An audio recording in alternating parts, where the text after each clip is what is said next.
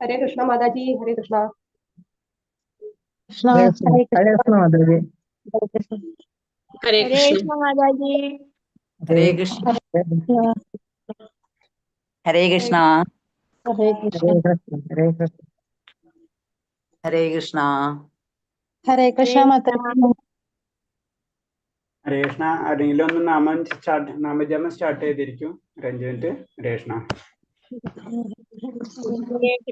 हरे कृष्ण कृष्ण कृष्ण हरे हरे हरे राम राम राम हरे हरे हरे कृष्ण कृष्ण कृष्ण हरे हरे हरे राम राम राम हरे हरे हरे कृष्ण कृष्ण कृष्ण हरे हरे हरे राम राम राम हरे हरे हरे कृष्ण कृष्ण कृष्ण हरे हरे हरे राम राम राम हरे हरे हरे कृष्ण हरे कृष्ण हरे कृष्ण हरे हरे हरे कृष्ण हरे हरे कृष्ण राम कृष्ण कृष्ण राम हरे हरे राम हरे राम राम हरे हरे हरे राम हरे राम राम कृष्ण हरे हरे कृष्ण हरे कृष्ण हरे कृष्ण हरे हरे हरे राम कृष्ण कृष्ण राम राम हरे हरे हरे हरे हरे कृष्ण कृष्ण हरे राम कृष्ण हरे हरे राम हरे हरे राम राम हरे राम कृष्ण राम हरे हरे कृष्ण हरे हरे कृष्ण कृष्ण हरे कृष्ण हरे हरे राम हरे हरे राम राम राम हरे हरे हरे कृष्ण कृष्ण कृष्ण हरे हरे हरे कृष्ण राम राम राम हरे हरे हरे राम राम कृष्ण कृष्ण कृष्ण हरे हरे हरे कृष्ण राम राम राम हरे हरे हरे राम कृष्ण कृष्ण कृष्ण हरे हरे हरे राम कृष्ण राम राम हरे हरे राम हरे राम कृष्ण हरे कृष्ण हरे हरे हरे कृष्ण राम राम राम हरे हरे हरे कृष्ण कृष्ण हरे हरे हरे हरे कृष्ण कृष्ण कृष्ण हरे हरे हरे राम ഹരേ राम കൃഷ്ണ മാതാജി. ഹരേ കൃഷ്ണ. പ്രണാമം എല്ലാവർക്കും. ഹരേ കൃഷ്ണ. कृष्ण। हरे कृष्ण प्रभु जी। ഹരേ കൃഷ്ണ. ഹരേ हरे കൃഷ്ണ. कृष्ण प्रभु जी। ഹരേ കൃഷ്ണ. എല്ലാവർക്കും പ്രണാമം. നമുക്ക് പ്രാർത്ഥനയിലേക്ക് കടക്കാം. ഓം നമോ ഭഗവതേ വാസുദേവായ. ഓം നമോ ഭഗവതേ വാസുദേവായ. ഓം നമോ ഭഗവതേ വാസുദേവായ. നാരായണം നമസ്കൃത്യം നരം ചൈവ നരോത്തമം ദേവീം സരസ്വതീം വ്യാസം തതോ ജയമുദിരയേത് നഷ്ടപ്രായേഷു ഭദ്രേഷു നിത്യം ഭാഗവത സേവയ ഭാഗവത ഉത്തമ ശ്ലോകേ ഭക്തിർഭവതി നഷ്ടകി മൂകം കരോതി വാചാലം പങ്കും ലംഘയതേ ഗിരി യത്കൃപതമഹം വന്ദേ പരമാനന്ദമാധവം. ശ്രീഗുരുദീനതാരിണം ശ്രീചൈതന്യമീശ്വരം ജ്ഞാനതിമിരാന്ധ്യസ്യ ജ്ഞാനാഞ്ജലശലാകയാ ചക്ഷുർമിലിതം യേന തസ്മൈ ശ്രീഗുരുവേ നമഃ. ശ്രീചൈതന്യമനോഭീഷ്ടം സ്ഥാപിതം യേന ഭൂതലേ സ്വയം രൂപകഥാ മഹ്യം തദാതി സ്വഭാന്തികം. വന്ദേഹം ശ്രീഗുരു ശ്രീയുതപദകമലം ശ്രീഗുരും വൈഷ്ണവാംശ ശ്രീരൂപം സാഗരജാതം സഹന രഘുനാഥാനിതം തം സജീവം സാദൈവം സാവധൂതം പരിജനസഹിതം കൃഷ്ണചൈതന്യദേവം ശ്രീരാധാകൃഷ്ണപാദാൻ സഹനലളിതാ ശ്രീവിശാഖാനിം താം ച. ഹേ കൃഷ്ണ കരുണാ സിന്ധോ ദീനബന്ധോ ജഗത്പദേ ഗോപേശ ഗോപികാ കാന്ത രാധാകാന്ത നമസ്തുതേ. തപ്തകാഞ്ചന ഗൗരാംഗി രാധേ വൃന്ദാവനേശ്വരി വൃഷഭാനുസുതേ ദേവി പ്രണമാമി ഹരിപ്രിയേ. വാഞ്ചാകൽപതരൂപേ ച കൃപാ സിന്ധിഭ്യേവ ച പതിനാം പാവനേഭ്യോ വൈഷ്ണവേഭ്യോ നമോ നമഃ. നമോ വിഷ്ണുപാദായ കൃഷ്ണപ്രേഷ്ഠായ ഭൂതലേ ശ്രീമതേ ഭക്തിവേദാന്ത സ്വാമിന്നിധി നാമിനേ. നമസ്തേ സാരസ്വതേവേ ഗൗരവാണി പ്രചാരിണേ നിർവിശേഷ ശൂന്യവാദി പാശ്ചാത്യദേശധാരിണേ. ജയ ശ്രീകൃഷ്ണ ചൈതന്യ പ്രഭു നിത്യാനന്ദ ശ്രീ അദ്വൈത ഗദാധര ശ്രീവാസാദി ഗൗരഭക്തവൃന്ദ. ഹരേ കൃഷ്ണ കൃഷ്ണ കൃഷ്ണ ഹരേ ഹരേ ഹരേ രാമ രാമ രാമ ഹരേ ഹരേ കൃഷ്ണ കൃഷ്ണ കൃഷ്ണ ഹരേ ഹരേ രാമ രാമ രാമ ഹരേ ഹരേ കൃഷ്ണ കൃഷ്ണ കൃഷ്ണ ഹരേ രാമ രാമ രാമ ഹരേ ഹരേ കൃഷ്ണ. പ്രഭാതിക്ക് ജയ ഗുരുദേവിക്ക് ജനന്ത കോടി വൈഷ്ണവ ഭക്തർക്ക് ജയ്. ഹരേ കൃഷ്ണ. എല്ലാവർക്കും പ്രണാമം. വീഡിയോ ഓൺ ചെയ്യാൻ പറ്റുന്നവര് വീഡിയോ ഓൺ ചെയ്തിരിക്കും. ഹരേ കൃഷ്ണ. അപ്പൊ നമ്മൾ ഇന്ന് 13ാമത്തെ ശ്ലോകം തൊട്ടല്ലേ ദേവാസുര ഭാവങ്ങള്? എന്റെ ഓർമ്മയിൽ 13 പ്രഭുജി. 13. അപ്പൊ നമ്മള് ദേവ അസുര ഭാവങ്ങൾ. അപ്പൊ ദേവന് അസുര ഭാവത്തിൽ നാം ദേവഗണത്തിലേക്ക് കടക്കണം ശരിക്കും. പക്ഷെ ദേവന്റെ അസുരന്റെ ഭാവങ്ങളെ പറ്റിയാണ് ഈ അധ്യായത്തിൽ വിവരിക്കുന്നത്. അപ്പൊ അത് തന്നെ നമുക്കറിയാം. പല സമയങ്ങളിലും നമ്മളിൽ അസുരഭാവങ്ങളും ഉണ്ടാവും, ദൈവിക ഭാവങ്ങളും. ഇത് അങ്ങോട്ടും ഇങ്ങോട്ടും മാറി മറിഞ്ഞു വരുന്നതാണ്. പക്ഷെ അത് നമ്മൾ മാറ്റിയെടുക്കണം. അപ്പൊ ഇതിൽ പറയണത് ഇതേ മത്യമയ ലബ്ധമിമം പ്രാപ്സ്യ മനോരഥം ഇതമസ്തിദമീമേ ഭവിഷ്യത്തി പുനർധനം അസൗമയ ഹൃദയ ശത്രു ഹന്യേഷ ചാബരാനബി ഈശ്വര അഹം ഭോഗി സിദ്ധോഹം ബലവാൻ സുഖി ആഡോ അഭിജനവാനസ്മി കോനോസ്മി സദൃശോ മയ്യേഷ തസാസ്മി മോദിശ്വതി ജ്ഞാന വിമോഹിതാം. അസുര സ്വഭാവികൾ ഇങ്ങനെ വിചാരിക്കും, ഇന്ന് എനിക്ക് എത്രയേറെ ധനമുണ്ട്, എന്റെ പദ്ധതികളനുസരിച്ച് ഞാൻ ഇനിയും ധനം ആർജിക്കും, ഇത്രയേറെ ധനം എനിക്കിപ്പോൾ ഉണ്ട്, അത് ഭാവിയിൽ കൂട്ടിക്കൂടി വരികയും ചെയ്യും. അയാൾ എന്റെ ശത്രുവാണ്, ഞാൻ അയാളെ കൊന്നു, ഇനിയുള്ള ശത്രുക്കളെ ഞാൻ കൊല്ലും, ഞാൻ എല്ലാറ്റിന്റെയും ഉടമയാണ്, ഞാൻ സുഖിയാണ്, എല്ലാം തികഞ്ഞവനും ബലവാനും സന്തുഷ്ടനും സമ്പന്നനുമാണ്, കുലീനായ ബന്ധുക്കൾ എനിക്കുണ്ട്, എന്നെക്കാൾ ശക്തിമാനും സന്തോഷമായ ആരുണ്ട്, ഞാൻ ഈ യാഗങ്ങൾ അനുഷ്ഠിക്കും, ദാനം ചെയ്യും, സന്തോഷിക്കും, ഇതെല്ലാം ഓർത്ത് അവർ അജ്ഞാനത്തിൽ മോഹിതരാകുന്നു. അപ്പൊ ഇതിൽ പറയുന്നതെന്ന് വെച്ച് കഴിഞ്ഞാല് അസുര സ്വഭാവികളെ പറ്റിയുള്ള കാര്യങ്ങളാണ് പറയുന്നത്. അവരെപ്പോഴും പറഞ്ഞു കഴിഞ്ഞാൽ അവർക്ക് ബേസിക്കായിട്ട് അവർക്ക് എന്താ പറയണെന്ന് വെച്ച് കഴിഞ്ഞാൽ ആസക്തി. അതാണ് നമുക്ക് രജോ ഗുണത്തിൽ നമുക്ക് അതായിട്ട് ഒരു ബന്ധപ്പെട്ടിട്ടുള്ളതാണ് ആസുര ഗുണങ്ങൾ. കാരണം ആസക്തി വളരെ ആയിരിക്കും. അപ്പൊ അവര് അതിനു വേണ്ടി എന്തും ചെയ്യും, എന്തെങ്കിലും ഫലം പ്രതീക്ഷിച്ചിട്ടായിരിക്കും അവരെ കാര്യങ്ങളൊക്കെ ചെയ്തുകൊണ്ടിരിക്കുന്നത്.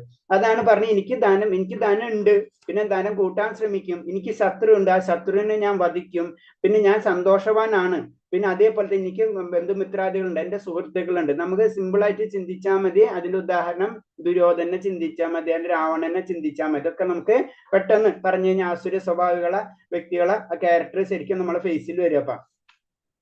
അപ്പൊ ഇവർക്ക് ഒരിക്കലും ഇത് മനസ്സിലാവണില്ല. എന്തുകൊണ്ട് അവർക്ക് ധനം കിട്ടി, അല്ലെങ്കിൽ സൗന്ദര്യം കിട്ടി, അല്ലെങ്കിൽ ജ്ഞാനം കിട്ടി, അല്ലെങ്കിൽ കുടുംബം കിട്ടി, ഈ 4 കാര്യം മെയിനായിട്ട് ഇങ്ങനത്തെ കാര്യങ്ങളൊന്നും എന്തുകൊണ്ടാണ് എനിക്കിത് കിട്ടിയെന്ന് ഒരാൾക്ക് മനസ്സിലാവണില്ല. നമ്മൾ തന്നെ ശ്രദ്ധിച്ചാൽ നമ്മൾ ഈ ഗ്രഹത്തിൽ നമ്മുടെ വീട്ടിൽ നമ്മൾ ജനിക്കാൻ എന്താ കാരണം? നമുക്ക് അപ്പുറത്ത് വീട്ടിൽ ജനിച്ചാൽ പോരായിരുന്നു. നമുക്ക് ഇത്തരമുള്ള സൗന്ദര്യങ്ങൾ പലർക്കും പല രീതിയിലായിരിക്കാം. ഇത്തരം ജ്ഞാനം എങ്ങനെ കിട്ടിയത്? ഇതൊക്കെ നമ്മളെപ്പോലെ എല്ലാവരും ഒരേപോലെ അല്ല. ജ്ഞാനം നമ്മളെപ്പോലെ എല്ലാവരും ഇതായിരിക്കില്ല. എന്താ പറയുന്നത്, ജ്ഞാനം ഒരേപോലെ ആയിരിക്കില്ല, സൗന്ദര്യം ഒരേപോലെ ആയിരിക്കില്ല, ധനം ഒരേപോലെ ആയിരിക്കില്ല, കുലങ്ങളും ഒരേപോലെ ആയിരിക്കില്ല. ഇതൊക്കെ വ്യത്യാസം. ഇതിനെന്താ കാരണമെന്ന് ഇവരൊരിക്കലും ചിന്തിക്കില്ല. ഈ നേട്ടങ്ങൾ കാരണം തന്റെ മുൻജന്മ സുഹൃതമാണെന്ന് അറിഞ്ഞുകൂടാ ഇവർക്ക്. നമ്മൾ മുൻജന്മ ചെയ്തിട്ടുള്ള കർമ്മങ്ങളുടെ ഗുണമായിരിക്കും നാം ഈ ജന്മത്തിൽ അനുഭവിക്കുന്ന, അത് മനസ്സിലാക്കില്ല എന്ന് ഇവർക്ക്. തനിക്ക് അങ്ങനെ സമ്പാദിച്ചു കൂട്ടാൻ അവസരം കിട്ടിയെന്നല്ല, അതിന് പിന്നിലുള്ള കാരണത്തെ പറ്റി ചിന്തിക്കുന്നില്ല. നമ്മളൊരു കാര്യങ്ങൾ ചെയ്യുമ്പോൾ നമുക്ക് നമ്മൾ ധനത്തിന് വേണ്ടി പല മാർഗങ്ങളും ചെയ്യും അല്ലെ. അപ്പൊ എല്ലാവരും അംബാനി ആവണില്ല. സിമ്പിളായിട്ട് ചിന്തിച്ചാൽ മതി. എല്ലാവരും വർക്ക് ചെയ്യുന്നുണ്ട് അല്ലെ. വർക്ക് ചെയ്യാത്ത ഏതെങ്കിലും വ്യക്തി ഉണ്ട്? എല്ലാവർക്കും ധനമാണ് ആവശ്യം. അപ്പൊ എല്ലാവരും അംബാനി ആവണുണ്ട്? ഇല്ല. എല്ലാവരും ഇത് അമേരിക്കൻ പ്രസിഡന്റ് ആവുന്നു? ഇല്ല അല്ലെ. എല്ലാവരും ഐശ്വര്യ റായി ആവുന്നുണ്ട്? ഇല്ല. അപ്പൊ എല്ലാവരും എന്താണ്, അതിന്റെ പല കാരണങ്ങൾ അതിന്റെ പിറകിലുണ്ട്. അതാണ് പറഞ്ഞത്, ആ കാരണത്തെ പറ്റി അവരറിയില്ല. അപ്പൊ ഒരു ധനത്തിനെ പറ്റി നമ്മൾ കാര്യങ്ങൾ ചിന്തിക്കുമ്പോ ആ ധനം എല്ലാവരും ചിന്തിക്കുന്നുണ്ട്, പക്ഷെ എല്ലാവർക്കും ധനം കിട്ടുന്നുണ്ടോ? ഇല്ല. അപ്പൊ അതാണ് പറഞ്ഞത്, ആ കാരണം അവർക്ക് അറിയില്ല. ഒന്നുകൂടി ഈ ധനത്തിന്റെ എല്ലാം പറയുന്നത് വെച്ചാൽ തനിക്ക് അങ്ങനെ ധനം സമ്പാദിച്ചു കൂട്ടുന്ന അവസരം കിട്ടിയെന്നല്ലാതെ അതിന്റെ പിന്നിലുള്ള കാരണത്തെ പറ്റി ചിന്തിക്കുന്നില്ല. ഒന്നുകൂടി ഈ ധനമെല്ലാം തന്റെ പ്രയത്നമെന്നാണ് അയാളുടെ വിശ്വാസം. ഇത് ഞാൻ എല്ലാതും ചെയ്താണ്, എന്റെ ബുദ്ധി ഉപയോഗിച്ചാണ് ഞാൻ ഇത് ചെയ്യുന്നത്. എല്ലാവർക്കും ബുദ്ധിയുണ്ട്, എല്ലാവരും ബുദ്ധി ഉപയോഗിക്കുന്നുണ്ട്. പക്ഷെ എന്താണ്, ചിലവർക്ക് കിട്ടുന്നു, ചിലവർക്ക് കിട്ടുന്നില്ല. അതിന്റെ കാരണം അവർ മനസ്സിലാക്കുന്നില്ല. അതാണ്. പിന്നെ ആസുര സ്വഭാവം സ്വന്തം പ്രയത്നശേഷി അല്ലാതെ കർമ്മ ഇന്ദ്രിയത്തിൽ വിശ്വസിക്കില്ല. അവരെന്താണ്, അവരെല്ലാതും ഞാനാണ് കഷ്ടപ്പെട്ടുണ്ടാക്കിയെന്ന് എല്ലാവരും ഒരിക്കലും അവര് കർമ്മ നിയമത്തെ അവര് വിശ്വസിക്കുന്നില്ല. കർമ്മ നിയമപ്രകാരം ഒരാൾ ഉത്കൃഷ്ട കുലത്തിൽ ജനിക്കുന്നതും സൗന്ദര്യ, സമ്പത്ത്, വിദ്യാഭ്യാസം എന്നീ മുന്നണിയിലെത്തും മുൻജന്മം ചെയ്ത സൽഭരണങ്ങളുടെ ഫലമായിട്ടാണ്. ഈ 4 കാര്യം, മെയിനായിട്ട് 4 കാര്യം, നമ്മുടെ സൗന്ദര്യമായാലും നമ്മുടെ സമ്പത്തായാലും നമ്മുടെ വിദ്യാഭ്യാസമായാലും നാം ഏത് കുലത്തിൽ എവിടെയാണ് ജനിക്കുന്നത്, ഈ 4 കാര്യങ്ങളും നമ്മുടെ മുൻജന്മ സുഹൃത്ത് അല്ലെങ്കിൽ മുൻജന്മത്തിൽ ചെയ്തിട്ടുള്ള കാര്യങ്ങളുടെ ഫലമായിട്ടായിരിക്കും ഈ ജന്മത്തില് നമുക്ക് കിട്ടുന്നത്. അപ്പൊ ഇവയൊക്കെ ആകസ്മിക വന്നു ചേരുന്നതല്ല, അല്ലെങ്കിൽ തന്റെ കഴിവ് കൊണ്ട് നേടാവുന്നതാണ് അസുര സ്വഭാവികൾ കരുതുന്നത്. ഇതൊക്കെ തന്നെ ആകസ്മികമായിട്ട് വന്നു ചേരും. നമ്മളെ ലൈഫിൽ സിമ്പിൾ ആയിട്ട് ചിന്തിച്ചാൽ മതി. പല കാര്യങ്ങളും നമ്മൾ എടുത്തു നോക്കിയാൽ അറിയാം. ആ ചില സമയത്ത് ചില നമുക്ക് തോന്നുന്നു, ചില സമയത്ത് പ്രവർത്തിക്കുന്നു, അല്ലെ? അതിന്റെ ഫലമായിട്ടാണ് പല കാര്യങ്ങളും സംഭവിച്ചുകൊണ്ടിരിക്കുന്നത്. അതാണ് പറഞ്ഞ ഒരു പ്രകൃതി, ഒരു നിയമമുണ്ട്, കർമ്മ നിയമം എന്ന് പറഞ്ഞതാണ്. ആ കർമ്മ നിയമത്തിൽ കൂടിയാണ് നമ്മൾ സഞ്ചരിച്ചു കൊണ്ടിരിക്കുന്നത്. ഈ കർമ്മ നിയമങ്ങൾ മനസ്സിലാക്കുന്ന ശാസ്ത്രമാണ് ജ്യോതിഷം, അല്ലെങ്കിൽ നമ്മൾ സാധാരണ ഒരു പണിക്കരെടുത്ത് പോകണമെന്ന് പറയുന്നത്. അപ്പൊ അത് ശരിക്കും ആ ശാസ്ത്രത്തെ നമ്മൾ ഒരിക്കലും കുറ്റം പറയാൻ പറ്റില്ല. ആ ശാസ്ത്രം കറക്റ്റ് ആണ്. നമ്മളെ വേദാംഗങ്ങളിൽ ഒരെണ്ണം വരുന്നതാണ് ജ്യോതിഷം. അത്ര ഇമ്പോർട്ടൻസ് ആണ് ജ്യോതിഷത്തിനുള്ളത്. അതിലെ ഗണിതവും എല്ലാ കാര്യങ്ങളും അതിലുണ്ട്. അതൊക്കെ ഗണിച്ച് നമ്മൾ ഇത് മനസ്സിലാക്കാം. നമ്മളെ ജാതകം, അതായത് നമുക്കിപ്പോ മനസ്സിലായി പ്രകൃതിയുടെ നിയമങ്ങൾക്കനുസരിച്ചാണ് ഇതെല്ലാം സംഭവിക്കുന്നത്. അപ്പൊ പ്രകൃതിയുടെ നിയമങ്ങൾ മനസ്സിലാക്കാൻ കഴിവുള്ള ഋഷീശ്വരന്മാര് എഴുതിയിട്ടുള്ള കാര്യങ്ങളാണത്, അല്ലെ? നമുക്കറിയാം, നമ്മൾ പലരും ജാതകം നോക്കും, പല കാര്യങ്ങളും ചെയ്യുമ്പോൾ ചിലപ്പോൾ കറക്റ്റ് ആവണതുണ്ട്. അപ്പൊ പറയുന്ന ആയ പണിക്കര് നല്ലതാണ്, അല്ലെങ്കിൽ ആ ജ്യോതിഷം നല്ലതല്ല, ആ ശാസ്ത്രം നല്ലതാണ്. മനസ്സിലായി? ആ ശാസ്ത്രത്തെ ഉപയോഗിക്കാൻ അറിവുണ്ടെങ്കിൽ കറക്റ്റ് ആയിട്ട് മാറുമെന്ന് നമുക്കറിയാം. അപ്പൊ നമ്മൾ അതിനെ വെറുതെ ബ്ലൈൻഡ് ആയിട്ട് അത് തെറ്റാണെന്നോ ഒന്നും നമുക്ക് പറയാൻ പറ്റില്ല. ഇപ്പൊ ഒരു ഡോക്ടറെ സംബന്ധിച്ച് ഒരു ഡോക്ടർക്ക് പല ഡോക്ടേഴ്സ് ഉണ്ടാവും, അല്ലെ? എല്ലാവരും മെഡിസിൻ എഴുതും. അപ്പൊ ഞാൻ റെക്കഗ്നൈസ്ഡ് ആയിട്ടുള്ള ഡോക്ടർ എന്ന് പറഞ്ഞു കഴിഞ്ഞാല്, നല്ല ക്വാളിറ്റി ഉള്ള ഡോക്ടർ എന്ന് വെച്ച് കഴിഞ്ഞാൽ അത് വൈദിക മീൻസ് അത് കംപ്ലീറ്റ് പഠിച്ചിട്ടുണ്ടാവും. അപ്പൊ എന്താണ്, അത് ശാസ്ത്രത്തിനല്ല കുഴപ്പം, ചിലപ്പോൾ അത് തെറ്റുകൾ സംഭവിക്കാം. അതെന്താ ഡോക്ടറെ കുഴപ്പമായിരിക്കും എന്ന് പറഞ്ഞ പോലെ ഈ ശാസ്ത്രത്തിനല്ല കുഴപ്പം. ഇപ്പൊ ഇത് മനസ്സിലാക്കി കഴിഞ്ഞ് സൗന്ദര്യം, സമ്പത്ത്, വിദ്യാഭ്യാസം, ഉന്നത കുലത്തിൽ ജനിക്കുന്നത്, ഈ 4 കാര്യങ്ങൾ എന്താണ്, നമ്മുടെ കർമ്മബന്ധനത്തിന്റെ കണക്റ്റാണ്. അപ്പൊ ഈ കർമ്മബന്ധനം എന്താണെന്ന് മനസ്സിലാക്കിയ വ്യക്തിക്ക് അത് കറക്റ്റായിട്ട് എഴുതാനും പറ്റും. അതാണ് ജ്യോതിഷം. ആ ശാസ്ത്രം അങ്ങനെ, അതൊരു നിയമത്തിനനുസരിച്ചാണ് പോകുന്നത്. ആ നിയമം മനസ്സിലാക്കിയ വ്യക്തിക്ക് അത് നമ്മൾ ചിന്തിക്കുക, അങ്ങനത്തെ കാര്യങ്ങൾ നമുക്ക് പിടുത്തം കിട്ടില്ല, അങ്ങനത്തെ കാര്യങ്ങൾ. അപ്പൊ അത് നമ്മൾ ബ്ലൈൻഡ് ആയിട്ട് പറയുന്നത് തെറ്റാതൊക്കെ. ഇവയൊക്കെ ആകസ്മിക വന്നു ചേരുന്നതോ അല്ലെങ്കിൽ തന്റെ കഴിവുകൊണ്ട് നേടാവുന്നതാണെന്നാണ് ആസുര സ്വഭാവികൾ കരുതുന്നത്. ഇതൊക്കെ തന്നെത്താൻ ഇങ്ങനെ വരുന്നതാണ്, അങ്ങനെയല്ല വരുന്നത്. നമ്മളെ ഒരു കർമ്മത്തിന്റെ നിയമമുണ്ട്, ആ നിയമത്തിൽ കൂടിയാണ് നമ്മൾ യാത്ര ചെയ്തുകൊണ്ടിരിക്കുന്നത്. അവിടെ ചിലപ്പോൾ താഴ്ച ഉണ്ടാവും, ചിലപ്പോൾ ഉയർച്ച ഉണ്ടാവും. അതിന് കാരണം നമ്മളെ മുൻജന്മ കാര്യങ്ങളായിരിക്കും. അതാണ് പറയുന്നത്. ജനങ്ങളുടെ സൗന്ദര്യത്തിന്, വിദ്യാഭ്യാസത്തിനും മറ്റും കാണുന്ന വൈവിധ്യത്തിന് പിന്നിൽ ഏതെങ്കിലും നിശ്ചിത നിയമമുണ്ടെന്ന് അവർക്ക് ബോധ്യപ്പെട്ടിട്ടില്ല. അതിനടുത്തത്, നമുക്ക് കിട്ടിയിട്ടുള്ള ദുഃഖമായാലും സുഖമാണെങ്കിലും അതിന്റെ പിറകിൽ ഒരു ശക്തിയുണ്ട്, ഒരു നിയമമുണ്ട്. ഇത് ആസുര സ്വഭാവികൾക്ക് ഒരിക്കലും മനസ്സിലാവൂല. തന്നോട് എതിർക്കുന്ന ഏതൊരു വ്യക്തിയും അയാളെ സംബന്ധിച്ച് ശത്രുവാണ്. ആൾ എന്ത് പറഞ്ഞാൽ അതിന്റെ ഒക്കെ നേരെ ഓപ്പോസിറ്റ് ആയിരിക്കും പറയുന്നത്. അതിനൊരു ഉദാഹരണം തന്നെ പറഞ്ഞാണ് രാവണൻ. വേഹിതങ്ങളായ യജ്ഞങ്ങളും കൂടാതെ ഏത് ഉപരിലോകത്തിന് ചെന്നേരെ സഹായിക്കുന്ന സോപാനം പടുത്തുവാൻ അയാൾക്ക് പരിപാടി ഇട്ടിരുന്നു. അപ്പൊ ഇത് പറഞ്ഞിട്ടുണ്ട്, ഒട്ടും കിട്ടാത്ത കാര്യം അടക്കം ആള് പ്ലാൻ ചെയ്തിരുന്നാ പറയുന്നത്. അപ്പൊ അതാണ് ആസുരസം. എല്ലാതും ഞാനാണ് ചെയ്യുന്നുള്ള ചിന്താഗതി, ഞാനല്ല ചെയ്യുന്നത്, അത് നമ്മുടെ കർമ്മബലങ്ങൾ കൊണ്ടാണ് നമുക്കത് ലഭിക്കുന്ന ഒരിക്കലും നമ്മൾ മനസ്സിലാക്കുന്നില്ല. അതാണ് ആസുര സ്വഭാവങ്ങളുടെ പ്രത്യേകത.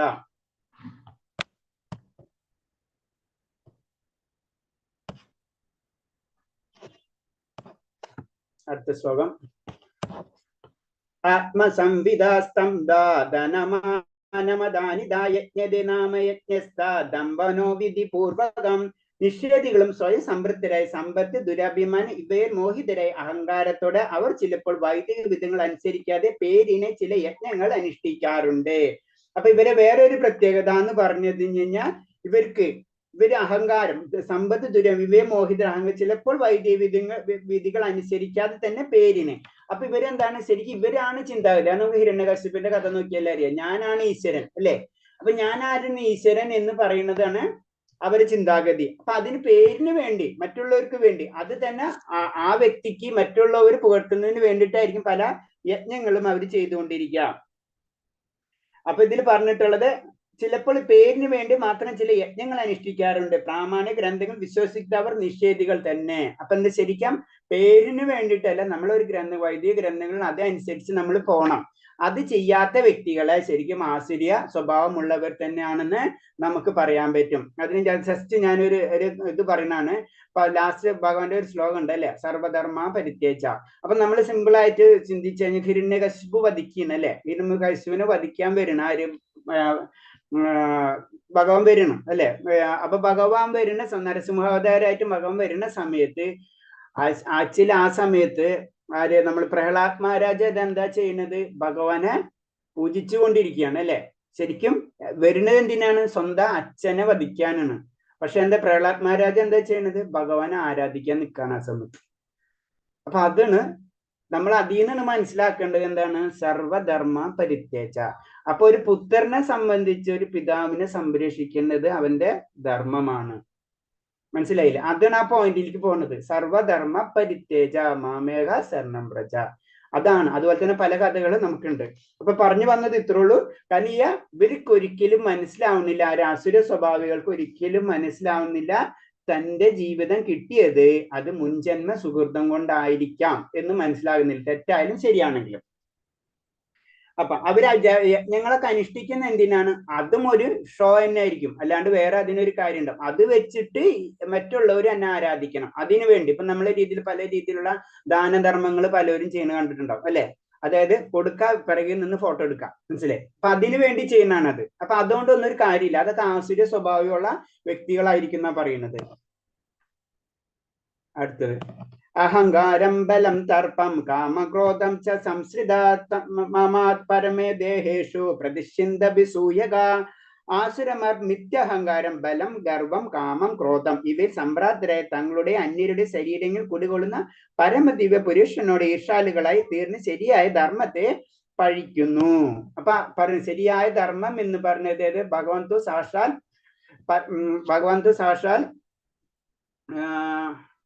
എന്താ പറയുന്നത്,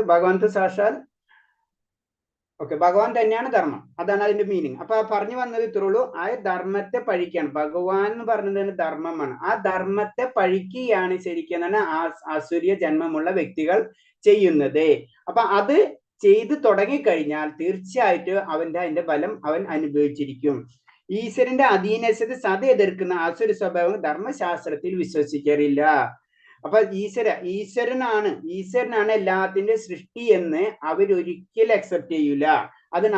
അപ്പൊ ഈശ്വരനാണ് എല്ലാത്തിനും എന്ന് പറയുന്ന ഗ്രന്ഥങ്ങൾ ഏതാണ്, നമ്മുടെ ധർമ്മശാസ്ത്രങ്ങൾ, വൈദിക ഗ്രന്ഥങ്ങളാണ്. അത് തന്നെ അതിനെ അവര് വിശ്വസിക്കില്ല.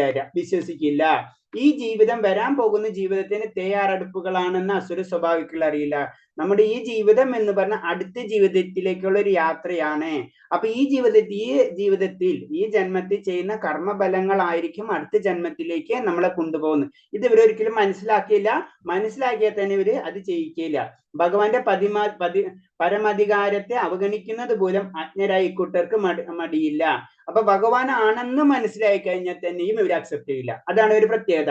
ധർമ്മ ഗ്രന്ഥങ്ങളോടും ഭഗവാനോടും ഈർഷ്യാലുകളായി അവർ ഈശ്വര സത്യത്തെ മിഥ്യവാദങ്ങളായിരിക്കുന്ന ധർമ്മശാസ്ത്രങ്ങളെ നിഷേധിക്കുകയും ചെയ്യുന്നു. അപ്പൊ ഇവരൊരിക്കലും എന്താണ് ധർമ്മശാസ്ത്രങ്ങളെയോ അല്ലെങ്കിൽ ഈശ്വരനെയോ ഇവരെ അറിഞ്ഞാൽ ഇവർ അക്സെപ്റ്റ് ചെയ്യില്ല.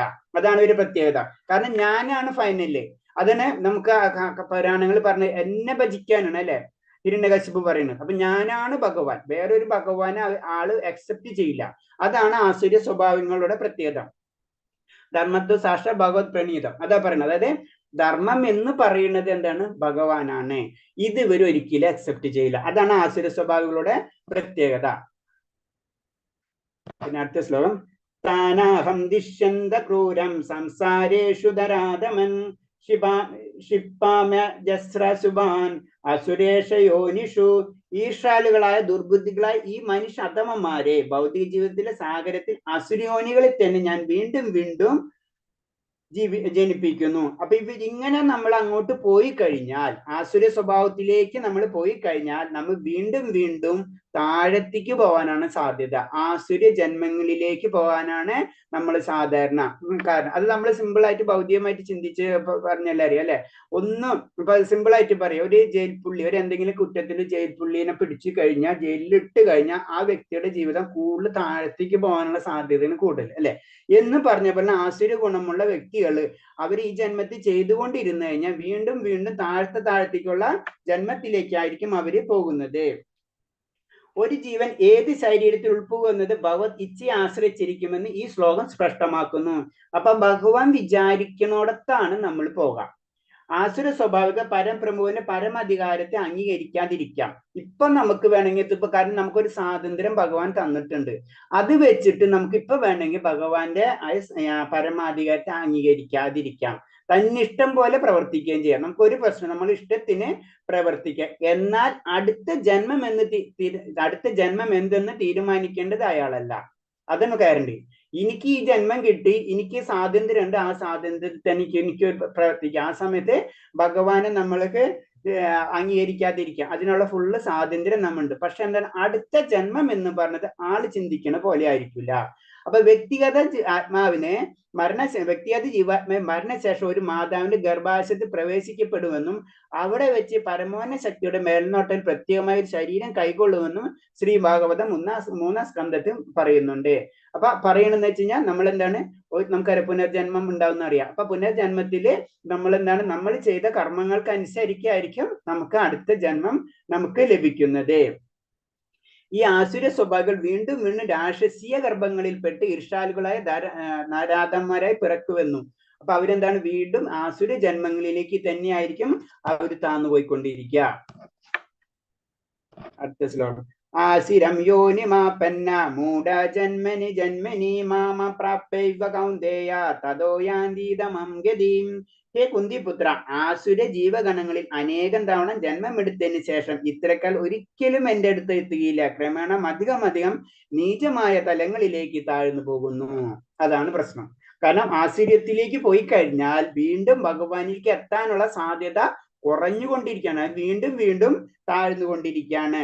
ഇവർ ജന്മം തോറും രാഷ്ട്രീയ ഗർഭങ്ങളിൽ പിറന്ന് ഭഗവത് കാരുണ്യക്ക് പാത്രികയ്ക്ക് അധികം അതപ്പിച്ച് അവസാനം പൂച്ച, നായ, പന്നി എന്നിവയുടെ ശരീരം കൈക്കൊള്ളുന്നു. അപ്പൊ ഒരു പ്രാവശ്യം നമ്മളെ കണക്ഷൻ വിട്ടു കഴിഞ്ഞു കഴിഞ്ഞാൽ വീണ്ടും നമ്മൾ താഴത്തേക്ക് പോയി വീണ്ടും ഭഗവാനെ കിട്ടാത്ത ഒരു അവസ്ഥയിലേക്ക് പോയി ലാസ്റ്റ് എന്താണ്, നമ്മളെ മനുഷ്യന്റെ തന്നെ ആവശ്യമില്ലാത്ത ഒരു ശരീരം നമുക്ക് വരികയും പിന്നെ എന്താണ്, നമ്മൾ നായ അതേപോലെ പൂച്ച, പന്നി എന്നുള്ള ശരീരം നമ്മൾ കൈക്കൊള്ളുകയും ചെയ്യാം. നമ്മൾ പതുക്കെ താഴത്തേക്ക് വീണ്ടും പിന്നെ ശരീരം തന്നെ ആവശ്യമില്ലാത്ത അവസ്ഥയിലേക്ക് പോകും. നമുക്കൊരു താമസ ഗുണമുള്ള ആൾക്കാരെ ചില വ്യക്തികളെ കാണുമ്പോൾ നമുക്ക് ശരിക്കും മനസ്സിലാവും അല്ലെ, അവർക്ക് ഉപകാരമില്ല, മറ്റുള്ളവർക്ക് ഉപകാരമില്ലാത്ത ഒരു അവസ്ഥ. അപ്പൊ പിന്നെ എന്താ ചെയ്യുക, അപ്പൊ അവർക്ക് മനുഷ്യ ശരീരം തന്നെ ആവശ്യമില്ലാത്ത ആവശ്യം വരും. അപ്പൊ എന്താണ്, അവർക്ക് മനുഷ്യ ശരീരം അല്ല അവർക്ക് വേണ്ടത്, അവർക്ക് വേണ്ടി മൃഗശരീരമാണ്. ആ മൃഗശരീരം ഭഗവാൻ അങ്ങോട്ട് കൊടുക്കും. ഈ അസുരവർഗത്തോട് കനിവില്ലാതെ ഈശ്വരൻ എങ്ങനെയാണ് സർവ്വ ദയാലുവാണെന്ന് കരുതുന്നതാണ് ഈ വാദം സംഗമത്രേ. വേദാന്ത സൂത്രം അതിനൊരു ഉദാഹരണം കാണാം. ഭഗവാൻ ആരോട് വിദ്വേഷമില്ല. ആസുരഗണങ്ങൾ ജീവിതത്തിന് അധോലോകത്തിൽ പ്രവേശിക്കുന്നത് ഭഗവാന്റെ കരുണത്തിന് ഒരു ഉദാഹരണമാണ്. അപ്പൊ ഒരു ചോദ്യം ചോദിക്കും, ഭഗവാൻ ഇത്ര കാരുണ്യമാനല്ലേ, അപ്പൊ പിന്നെ ഭഗവാൻ എന്താണ് ഇത്രയും ആൾക്കാർ ഇങ്ങനെ ഇട്ട് താഴ്ത്തിക്കൊണ്ടുവരാൻ, അവരെ മുന്നിലേക്ക് കൊണ്ടുവരണ്ടേ എന്ന് ചോദിക്കും. ആ ചോദ്യത്തിന്റെ ഉത്തരം തന്നെ പറയണാണ്, ഭഗവാൻ ആരോടും പ്രത്യേകിച്ച് ദേഷ്യമോ വിഷമോ ഒന്നുമില്ല, എല്ലാവരോടും ഒരുപോലെയാണ്. ഭഗവാൻ ആരോടും വ്യത്യാസമില്ല. എന്തുകൊണ്ടാണ് അവിടെ അധമ ലോകത്തിലേക്ക് അവരെ കൊണ്ടുപോകുന്ന പറഞ്ഞാൽ അതും ഭഗവാന്റെ ഒരു കരുണയ്ക്കൊരു ഉദാഹരണമാണ്. കാരണം എന്ന് വെച്ച് കഴിഞ്ഞാല് ചിലപ്പോൾ അസുര സ്വഭാവം നിഗ്രഹിക്കുന്ന അയാളുടെ തന്മയ്ക്ക് തന്നെ ഭഗവാൻ കൊല്ലപ്പെട്ട മുക്തി നേടുമെന്ന് വൈദ്യഗ്രന്ഥങ്ങളിൽ പറഞ്ഞിട്ടുണ്ട്. അപ്പൊ ഒന്നാമത്തെ കാര്യം എന്ന് പറഞ്ഞാൽ അവർക്ക് അതാണ് ആഗ്രഹം. അപ്പൊ ഭഗവാൻ അത് കരുണ ചെയ്തു കൊടുക്കുന്നു. നമുക്ക് അതാണ് ആഗ്രഹം, നമുക്ക് അങ്ങനത്തെ രീതിയിലാണ് ജീവിക്കാൻ ആഗ്രഹം എന്ന് വെച്ച് കഴിഞ്ഞാൽ മനുഷ്യ ജീവിതത്തിൽ നമുക്ക് നടക്കില്ല. അപ്പൊ നമുക്ക് എന്താണ്, അത് ശരീരമായിട്ട് കൊടുക്കും. പിന്നെ പിന്നെ വരുന്ന രാവണൻ, ഇവർക്കൊക്കെ എന്ന് പറഞ്ഞു കഴിഞ്ഞാൽ അവരെയും ഭഗവാൻ അനുഗ്രഹിക്കണ പോലെ തന്നെയാണ്. അവർക്കും ലഭിക്കണ മുക്തി എന്ന് പറഞ്ഞ സായുജ്യ മുക്തിയാണ്. ഭഗവാന്റെ കൈകൊണ്ട് തൊട്ട് കഴിഞ്ഞ് എന്തൊരു കാര്യം എന്തായി, അത് അതീന്ദ്ര അവസ്ഥയിലേക്ക് കടക്കാണ് ശരിക്കും നടക്കുന്നത്. അപ്പൊ ഭഗവാനിൽ കൊണ്ട് വധിക്കപ്പെടുന്ന ആസുര്യന്മാരും ആ ലെവലിലേക്ക് അവരെത്തും. അപ്പൊ നമ്മളെത്തണമെന്നല്ല ഞാൻ പറഞ്ഞത്, അത്രയും പവർഫുൾ ആണ് ഭഗവാന്റെ ശക്തി എന്നൊരു ഉദാഹരണം മാത്രമാണ് അതിൽ പറയുന്നത്. അപ്പൊ ഭഗവാന്റെ ആ കരുണ അവിടെ നിലനിൽക്കുന്നുണ്ട്. അവിടെ ഭഗവാന്റെ കൈയാൽ വധിക്കപ്പെട്ടാൽ തന്നെ ആ വ്യക്തി സായുജ്യ മുക്തിയിലേക്ക് കടക്കുന്ന പറയുന്നത്. അപ്പൊ അല്ലെങ്കിൽ തന്നെയാണ് അവർക്ക് ഏതാണ് ആഗ്രഹം അതിലേക്ക് അവർ താഴ്ന്നു പോകുന്ന പറയുന്നത്. അടുത്ത ശ്ലോകം. ത്രിവിധം നരകാസേദ്യം ദ്വാരം നാശനമാത്മനാ കാമക്രോധസ്ഥലോഭസ്ഥ തത് തസ്മാദത്രയം ത്രജേത്. നരകത്തിന് കവാടങ്ങൾ 3 ഉണ്ട്. കാമ, ക്രോധ, ലോഭം. ബുദ്ധിയുള്ള എല്ലാവരും ഇവയെ ഉപേക്ഷിക്കണം. കാരണം അവ ആത്മാവിന്റെ അധപതനിലേക്ക് വഴിതെളിക്കും. അപ്പൊ ആസുര്യമായ നിലയിലേക്ക് വഴുതി വീഴാൻ ഇടപാടാത്ത ബുദ്ധിമാനൊരാൾ ഈ 3 വൈരികളെയും എന്താണ് വിട്ടു നിൽക്കണം. നമ്മളെ പ്രശ്നം ഇതാണ് കാമം, ക്രോധം, ലോഭം. ഈ 3 കാര്യങ്ങളിൽ നിന്ന് നമ്മൾ മാറിക്കഴിഞ്ഞാലേ നമുക്കായ മുക്തിപദത്തിലേക്ക് അല്ലെങ്കിൽ ആത്മാവിന്റെ മോചനത്തിലേക്ക് നമ്മളെ വഴിതെളിക്കുള്ളൂ. അടുത്ത ശ്ലോകം. ഏതർ വിമുക്ത കൗന്ദേയ തമോദാര സ്ത്രീ ഭിന്നര അജരാത്മനാശ്രേയ തദോയാതി പരാം ഗതി. കുന്തിപുത്ര, ഈ 3 ധാരങ്ങളിൽ നിന്ന് രക്ഷ പ്രാപിച്ചവർ ആത്മസാക്ഷാത്കരിക്കുന്ന കർമ്മങ്ങൾ ചെയ്ത് പരമപദത്തിലേക്ക് എത്തും. അപ്പൊ എന്താണ് വീണ്ടും ഈ മെയിൻ ആയിട്ടുള്ള കണ്ടീഷൻ ഉള്ളത് നമ്മള് ഭൗതികതയിൽ നിന്ന് പതുക്കെ മാറാ. അത് കഴിഞ്ഞിട്ട് ആത്മസാക്ഷാത്കാരത്തിനുള്ള പ്രവർത്തികൾ ചെയ്യുക. അങ്ങനെ ചെയ്ത് കഴിഞ്ഞാൽ നമ്മളെല്ലാം പരമമായ പദത്തിലേക്ക് നമ്മൾ കടക്കും. മനുഷ്യന്റെ വിശുദ്ധിയുടെ തലത്തിലേക്ക് എത്തിക്കാനാണ് വൈദിക സാഹിത്യങ്ങളിൽ കർമ്മത്തിന്റെ തത്പ്രതികരണത്തിന്റെ വഴികൾ നിർദ്ദേശിച്ചിട്ടുള്ളത്. അപ്പൊ എന്താണ് നമ്മളെ എല്ലാതും വൈദിക ഗ്രന്ഥങ്ങൾ, വൈദിക സാഹിത്യങ്ങൾ എന്താണ് ലക്ഷ്യം? മനുഷ്യനെ എല്ലാവരെയും വിശുദ്ധ പദത്തിലേക്ക് കൊണ്ടുപോകുക. ആ മാർഗങ്ങളാണ്. അതിന് നമ്മൾ ആദ്യമേ തന്നെ പറഞ്ഞത്. അതിന്റെ മാർഗം എന്ന് പറയുമ്പോൾ ഫസ്റ്റ് പറയുന്നത് എന്താ, 4 കാര്യങ്ങൾ പറയുന്നുണ്ട്. അതില് ആദ്യം പറയണത് നമുക്ക് മോക്ഷം വേണം, കാമം വേണം, അർത്ഥം വേണം, പിന്നെ ഒരെണ്ണമുണ്ടല്ലോ അർത്ഥ കർമ്മ, ആരെങ്കിലും ഓർമ്മയുണ്ട്? 4 പുരുഷാർത്ഥങ്ങൾ. എന്താണ്? കാമം,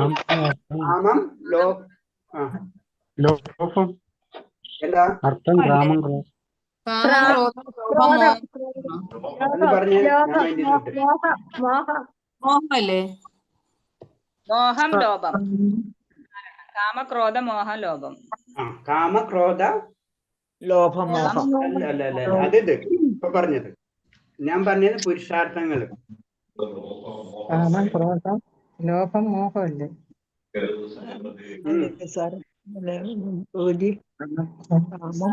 കാമം, അർത്ഥം, മോക്ഷം, പിന്നെ ഒരെണ്ണൂടി ഉണ്ട്.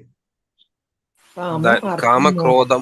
അല്ല, കാമക്രോധല്ല, പുരുഷാർത്ഥങ്ങൾ, മുക്തിയിലേക്ക് കടക്കണ മാർഗങ്ങളാണ്. നമുക്ക് കാമം, ആഗ്രഹം ഉണ്ടാവും, അർത്ഥം, പൈസ സമ്പാദിക്കും നമ്മള്, മോശം, അത് കഴിഞ്ഞിട്ട് പിന്നെ ഒരെണ്ണം വിട്ട് എന്റെ മൈൻഡിൽ നിന്ന് വരുന്നില്ല. അത് ആരെങ്കിലും ഓർമ്മയുണ്ടോ? ബുദ്ധിയല്ല, സായുജ്യല്ല, സായുജ്യ മുക്തിയല്ല. അത്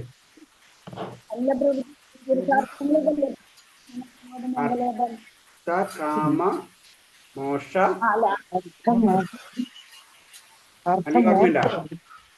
ലോഭമോഹമാണ് അർത്ഥാങ്ങളെ പുരുഷാർത്ഥങ്ങൾ വരുന്ന ലോഭം.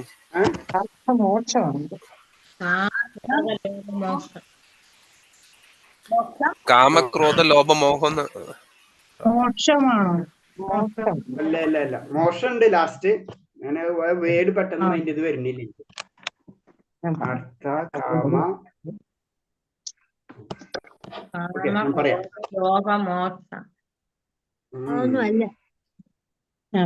പിന്നെ നമുക്ക് സംസാരിക്കാം, സമയം പോകും. അപ്പൊ അത് പറഞ്ഞു വരുന്നത് ഇത് 3 നമ്മൾ ഇത് പറയുമ്പോ പറഞ്ഞ 3 കാര്യങ്ങൾ, അതായത് കാമ ക്രോധ ലോഭങ്ങള് നമ്മൾ ഉപേക്ഷിച്ചിരിക്കണം എന്നാ പറയണത്. പിന്നെ അതില് അങ്ങനെ ഉപേക്ഷിച്ച് കഴിഞ്ഞാല് നമ്മളെ ക്രമേണ പരമപദത്തിലേക്കും പിന്നെ എന്താണ് ഭക്തിയുത സേവനങ്ങൾ നമ്മൾ ചെയ്തിരിക്കണം. പിന്നെ അടുത്തത് യം ശാസ്ത്രവിധി മുസ്സർജം വർത്തതേ കാമകാരദാനാ സംസിദ്ധിവാപ്നോതി നാസുഖം നാ പരാം ഗതിം. ശാസ്ത്രവിദ്യങ്ങളായ വചനങ്ങളെ കണക്കിലെടുക്കാതെ തന്നിഷ്ടം പോലെ പ്രവർത്തിക്കുന്നവർക്ക് പരിപൂർണമായ പരമപ്രാപ്തിയോ സുഖം പോലെ നേടാനാകില്ല. അപ്പൊ ശാസ്ത്രമായ വിഹിതങ്ങൾ വചനങ്ങളെ കണക്കിലെടുക്കാതെ തന്നിഷ്ടം പോലെ പ്രവർത്തിക്കുന്നവർക്ക്, അപ്പൊ അതിൽ 2-3 കാര്യങ്ങൾ അതിൽ ക്ലിയർ ആവും. ഒന്നാമത്തത് ശാസ്ത്രവിഹിതങ്ങൾ പ്രവർത്തിക്കാതെ എന്ന് പറയുമ്പോൾ നമ്മൾ തന്നിഷ്ടത്തിന് പ്രവർത്തിക്കുക, അല്ല നമ്മള് ആത്മീയ കാര്യങ്ങളും ചെയ്യുമ്പോഴും അത് തന്നിഷ്ടത്തിന് പ്രവർത്തിക്കുക. എന്റെ ഇഷ്ടത്തിന് ഞാൻ ഇങ്ങനെ ചെയ്യുള്ളൂ, അങ്ങനെ നമുക്ക് ചെയ്യാൻ പറ്റില്ല. അതുകൊണ്ടൊന്നും ഒരു കാര്യമില്ല. അങ്ങനെ ചെയ്തു കഴിഞ്ഞാൽ പരമപ്രാപ്തിയോ സുഖം പോലും നമുക്ക് ലഭിക്കില്ല. അപ്പൊ നമ്മ പഠിച്ചത് അത് ഈശാവാസ്യ ഉപനിഷത്തിൽ കറക്റ്റ് ആയിട്ട് പഠിക്കും. വിദ്യ എന്ന് പറഞ്ഞിട്ടുള്ള പാർട്ട് തന്നെയുണ്ട്. കാരണം വിദ്യ പഠിക്കുമ്പോ തന്നെ കറക്റ്റ് ആയിട്ടുള്ള കാര്യങ്ങൾ നമ്മൾ പഠിക്കണം. അല്ലാന്ന് വെച്ച് കഴിഞ്ഞാൽ അതുകൊണ്ട് കാര്യമില്ല, അതുകൊണ്ട് നമുക്ക് നഷ്ടം ഉണ്ടാവാൻ സംഭവിക്കാം. അപ്പൊ അതേപോലെ തന്നെയാണ് ശാസ്ത്രവിഹിതമായ വചനങ്ങളെ കണക്കിലെടുക്കാതെ തന്നിഷ്ടമായിട്ട് പ്രവർത്തിക്കുന്നവർക്ക് പൂർണ്ണത ലഭിക്കില്ല എന്ന് പറഞ്ഞത്. പിന്നെ സിദ്ധാന്തങ്ങളിൽ അറിഞ്ഞിട്ടും അവയെ സ്വജീവിതത്തിൽ പ്രായോഗികമായി ആക്കാത്തവനെ നരാധമൻ എന്ന് പറയും. കാരണം എന്താ, നമുക്ക് കാര്യങ്ങളൊക്കെ മനസ്സിലായി, എന്നിട്ടും അത് ജീവിതത്തിൽ ആവാത്തവന്. ഇപ്പൊ നരന്ന് അവനെ കണക്കൂട്ടാൻ പറ്റില്ല, നരനിൽ തന്നെ അധമനായിട്ടും അവനെ മനസ്സിലാക്കും. നരൻ എന്ന് പറഞ്ഞു കഴിഞ്ഞാലാണ് കാരണം കാര്യങ്ങൾ മനസ്സിലാക്കും, വിവേചന ശക്തിയുള്ള വ്യക്തിയാണ് അല്ലെ. അപ്പൊ വിവേചന ശക്തി കൊണ്ട് കാര്യം മനസ്സിലാക്കിയിട്ടും ആ പ്രവർത്തിച്ചിട്ടില്ലെങ്കിൽ എന്താണ്, അവനെ പിന്നെ നരനായിട്ട് കണക്കാക്കാൻ പറ്റില്ല. ഈ നിബന്ധനകളെയും ധർമാനുഷ്ഠാനങ്ങളെയും എല്ലാം അനുസരിക്കണമെങ്കിലും അവസാന ഘട്ടത്തിൽ ഭഗവാനെ കുറിച്ച് ബോധം ആർജിക്കാത്ത പക്ഷം അയാളും അറിവെല്ലാം പാഴായി പോകുന്നു. അപ്പൊ എന്താണ് പറഞ്ഞത്, നമ്മൾ കുറെ കർമ്മങ്ങളും കാര്യങ്ങളും ജീവിതത്തിൽ നമ്മൾ നടത്തിക്കൊണ്ട് പോകുന്നുണ്ടാവും. പക്ഷെ എന്താണ് അൾട്ടിമേറ്റ് നമ്മളിലേക്ക് അത് ഭഗവാന് എത്തിയിട്ടില്ലെങ്കിൽ അത് പിന്നെ അതുകൊണ്ട് കാര്യമില്ല എന്ന് പറഞ്ഞു കഴിഞ്ഞാൽ പറയണെന്ന് വെച്ച് കഴിഞ്ഞാൽ നമുക്കൊരു എക്സാം ഉണ്ട് അല്ലെ, ആ എക്സാം പാസ്സാണ്, ആ സമയത്ത് പരീക്ഷയ്ക്ക് പോയില്ലെങ്കിൽ എന്താണ്, നല്ല പഠിച്ചു വെച്ച് പരീക്ഷയ്ക്ക് പോകാത്ത അവസ്ഥയാണ് ഭഗവാനെ എത്താത്ത അവസ്ഥ. ഭഗവാനിൽ നമ്മൾ എത്തണം എന്നുള്ള ദൃഢനിശ്വാസം നമ്മളിൽ ഉണ്ടാവണം. അതിനനുസരിച്ചായിരിക്കണം നമ്മൾ എല്ലാ കാര്യങ്ങളും ചെയ്തു പോകേണ്ടത്. അപ്പൊ ആദ്യം ഇനിഷ്യൽ സ്റ്റെപ്പ് ഉണ്ട്, ആ ഇനിഷ്യൽ സ്റ്റെപ്പ് കൂടെ പോയിട്ട് നമുക്കൊരു ലക്ഷ്യം ഉണ്ടായിരിക്കണം ഭഗവാനിലേക്ക് എത്തണം എന്നുള്ളത്. അതാണത് പറയുന്നത്. തസ്മാജാശസ്ത്രം പ്രണാമം തേ കാര്യകാര്യ വ്യവസ്ഥിതോ ജ്ഞാതോ ശാസ്ത്രവിധിനോക്തം കർമ്മ കർത്തുമിർഹാസസി. എന്ത് ചെയ്യണം, എന്ത് ചെയ്യാൻ പാടില്ല എന്ന് ധർമ്മശാസ്ത്രങ്ങളുടെ അടിസ്ഥാനത്തിൽ ഒരാൾ മനസ്സിലാക്കണം. ഈ നിയമബന്ധനങ്ങൾ പഠിച്ചതിന് ശേഷം മാത്രം പ്രവർത്തിക്കുക, തന്മൂലം ക്രമേണ ഉന്നത പ്രാപിക്കും. അപ്പൊ അതൊന്ന് പറഞ്ഞു, ധർമ്മശാസ്ത്രം നമ്മൾ എന്ത് ചെയ്യണം, എന്ത് ചെയ്യാൻ പാടില്ല എന്നത് നമ്മളെ ധർമ്മശാസ്ത്രങ്ങൾ അനുസരിച്ച് നമ്മൾ പഠിച്ചിരിക്കണം. അങ്ങനെ മനസ്സിലാക്കി ആ നിയമങ്ങൾ നിബന്ധനകൾ പഠിച്ചതിന് ശേഷം മാത്രം പ്രവർത്തിക്കുക. നമ്മളെ ഇഷ്ടത്തിന് നമ്മൾ ഒരു കാര്യം പ്രവർത്തിക്കരുത്. അതൊരു മെയിൻ ആയിട്ട് പറഞ്ഞു. നമ്മൾ ഇഷ്ടത്തിനല്ല, കാര്യങ്ങൾ അറിഞ്ഞതിന് ശേഷം നമ്മൾ പ്രവർത്തിക്കുക. പക്ഷെ എന്താ പറയുക, ഇപ്പോഴത്തെ സിറ്റുവേഷൻസ് അനുസരിച്ച് നമുക്ക് അറിയിക്കാനോ അങ്ങനത്തെ ഒരു അവസ്ഥയിലല്ല. അതാണ് ചൈതന്യ മഹാപ്രഭു പറയുന്നത്. വളരെ ഈ ചൈതന്യ പ്രഭുവിന്റെ ഇതിൽ പറയണെന്ന് വെച്ച് കഴിഞ്ഞാൽ ഇത് വളരെ പ്രക്രിയ അത്യന്തം ലളിതമാക്കിയിട്ടുണ്ട്. നമുക്ക് ചെയ്യാൻ പറ്റാവുന്ന രീതിയിൽ കാര്യങ്ങൾ എളുപ്പമാക്കി തരികയാണ് ചൈതന്യ മഹാപ്രഭുവിന്റെ അവതാരത്തിൽ കൂടി. അപ്പൊ അതിൽ പറഞ്ഞ ഏറ്റവും ഇമ്പോർട്ടൻസ് ഉള്ള കാര്യം എന്ന് പറഞ്ഞത് ഹരേ കൃഷ്ണ മഹാമന്ത്രവും പിന്നെ ഭക്തിയുത സേവനവും ഭഗവത് പ്രസാദം ഭക്ഷിക്കുക. ഈ 3 കാര്യങ്ങളാണ് ഏറ്റവും ഇമ്പോർട്ടൻസ് ആയിട്ട്. ഭഗവാനെ സേവിക്കുക, ഭഗവാന്റെ നാമം ജപിക്കുക, ഭഗവാന്റെ പ്രസാദം ഭക്ഷിക്കുക. ഇത്രയെങ്കിലും നമ്മൾ ജീവിതത്തിലേക്ക് നമ്മൾ കൊണ്ടുവരണം.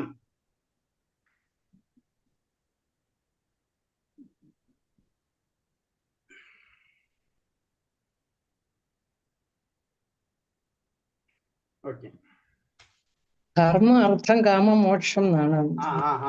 എന്താ പറഞ്ഞ മാതാജി? ധർമ്മം അർത്ഥം കാമം മോക്ഷം അല്ലേ?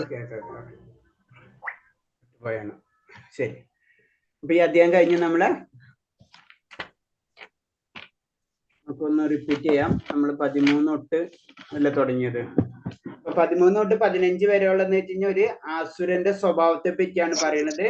ആസുര സ്വഭാവികൾ എന്ന് പറഞ്ഞു കഴിഞ്ഞാൽ ധനം ആർജിക്കാൻ ആഗ്രഹിക്കും, വീണ്ടും കൂട്ടാൻ ആഗ്രഹിക്കും, ശത്രുക്കളെ വധിക്കാൻ ആഗ്രഹിക്കും, അങ്ങനെയൊക്കെ ചിന്തിക്കണ ഉള്ളവരെയാണ് അവര്.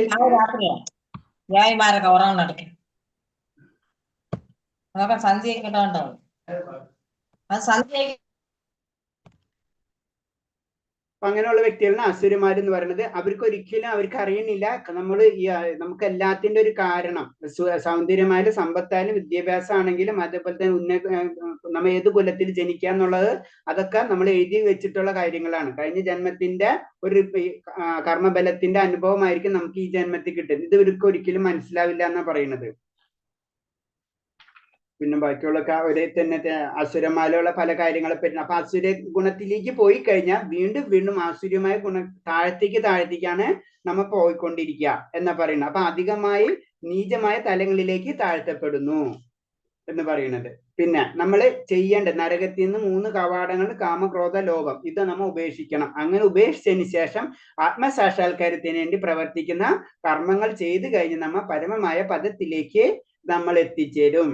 അപ്പൊ പിന്നെന്താണ്, ശാസ്ത്രവിഹിതമായ വചനങ്ങളെ കണക്കിലെടുക്കാത്തവരാണെന്ന് വെച്ച് കഴിഞ്ഞാൽ അവർക്ക് എന്താണ് പരിപൂർണയിലെത്താനോ പരമമായ പ്രാപ്തി ലഭിക്കാനോ സുഖം ലഭിക്കാനോ ഇടയില്ല.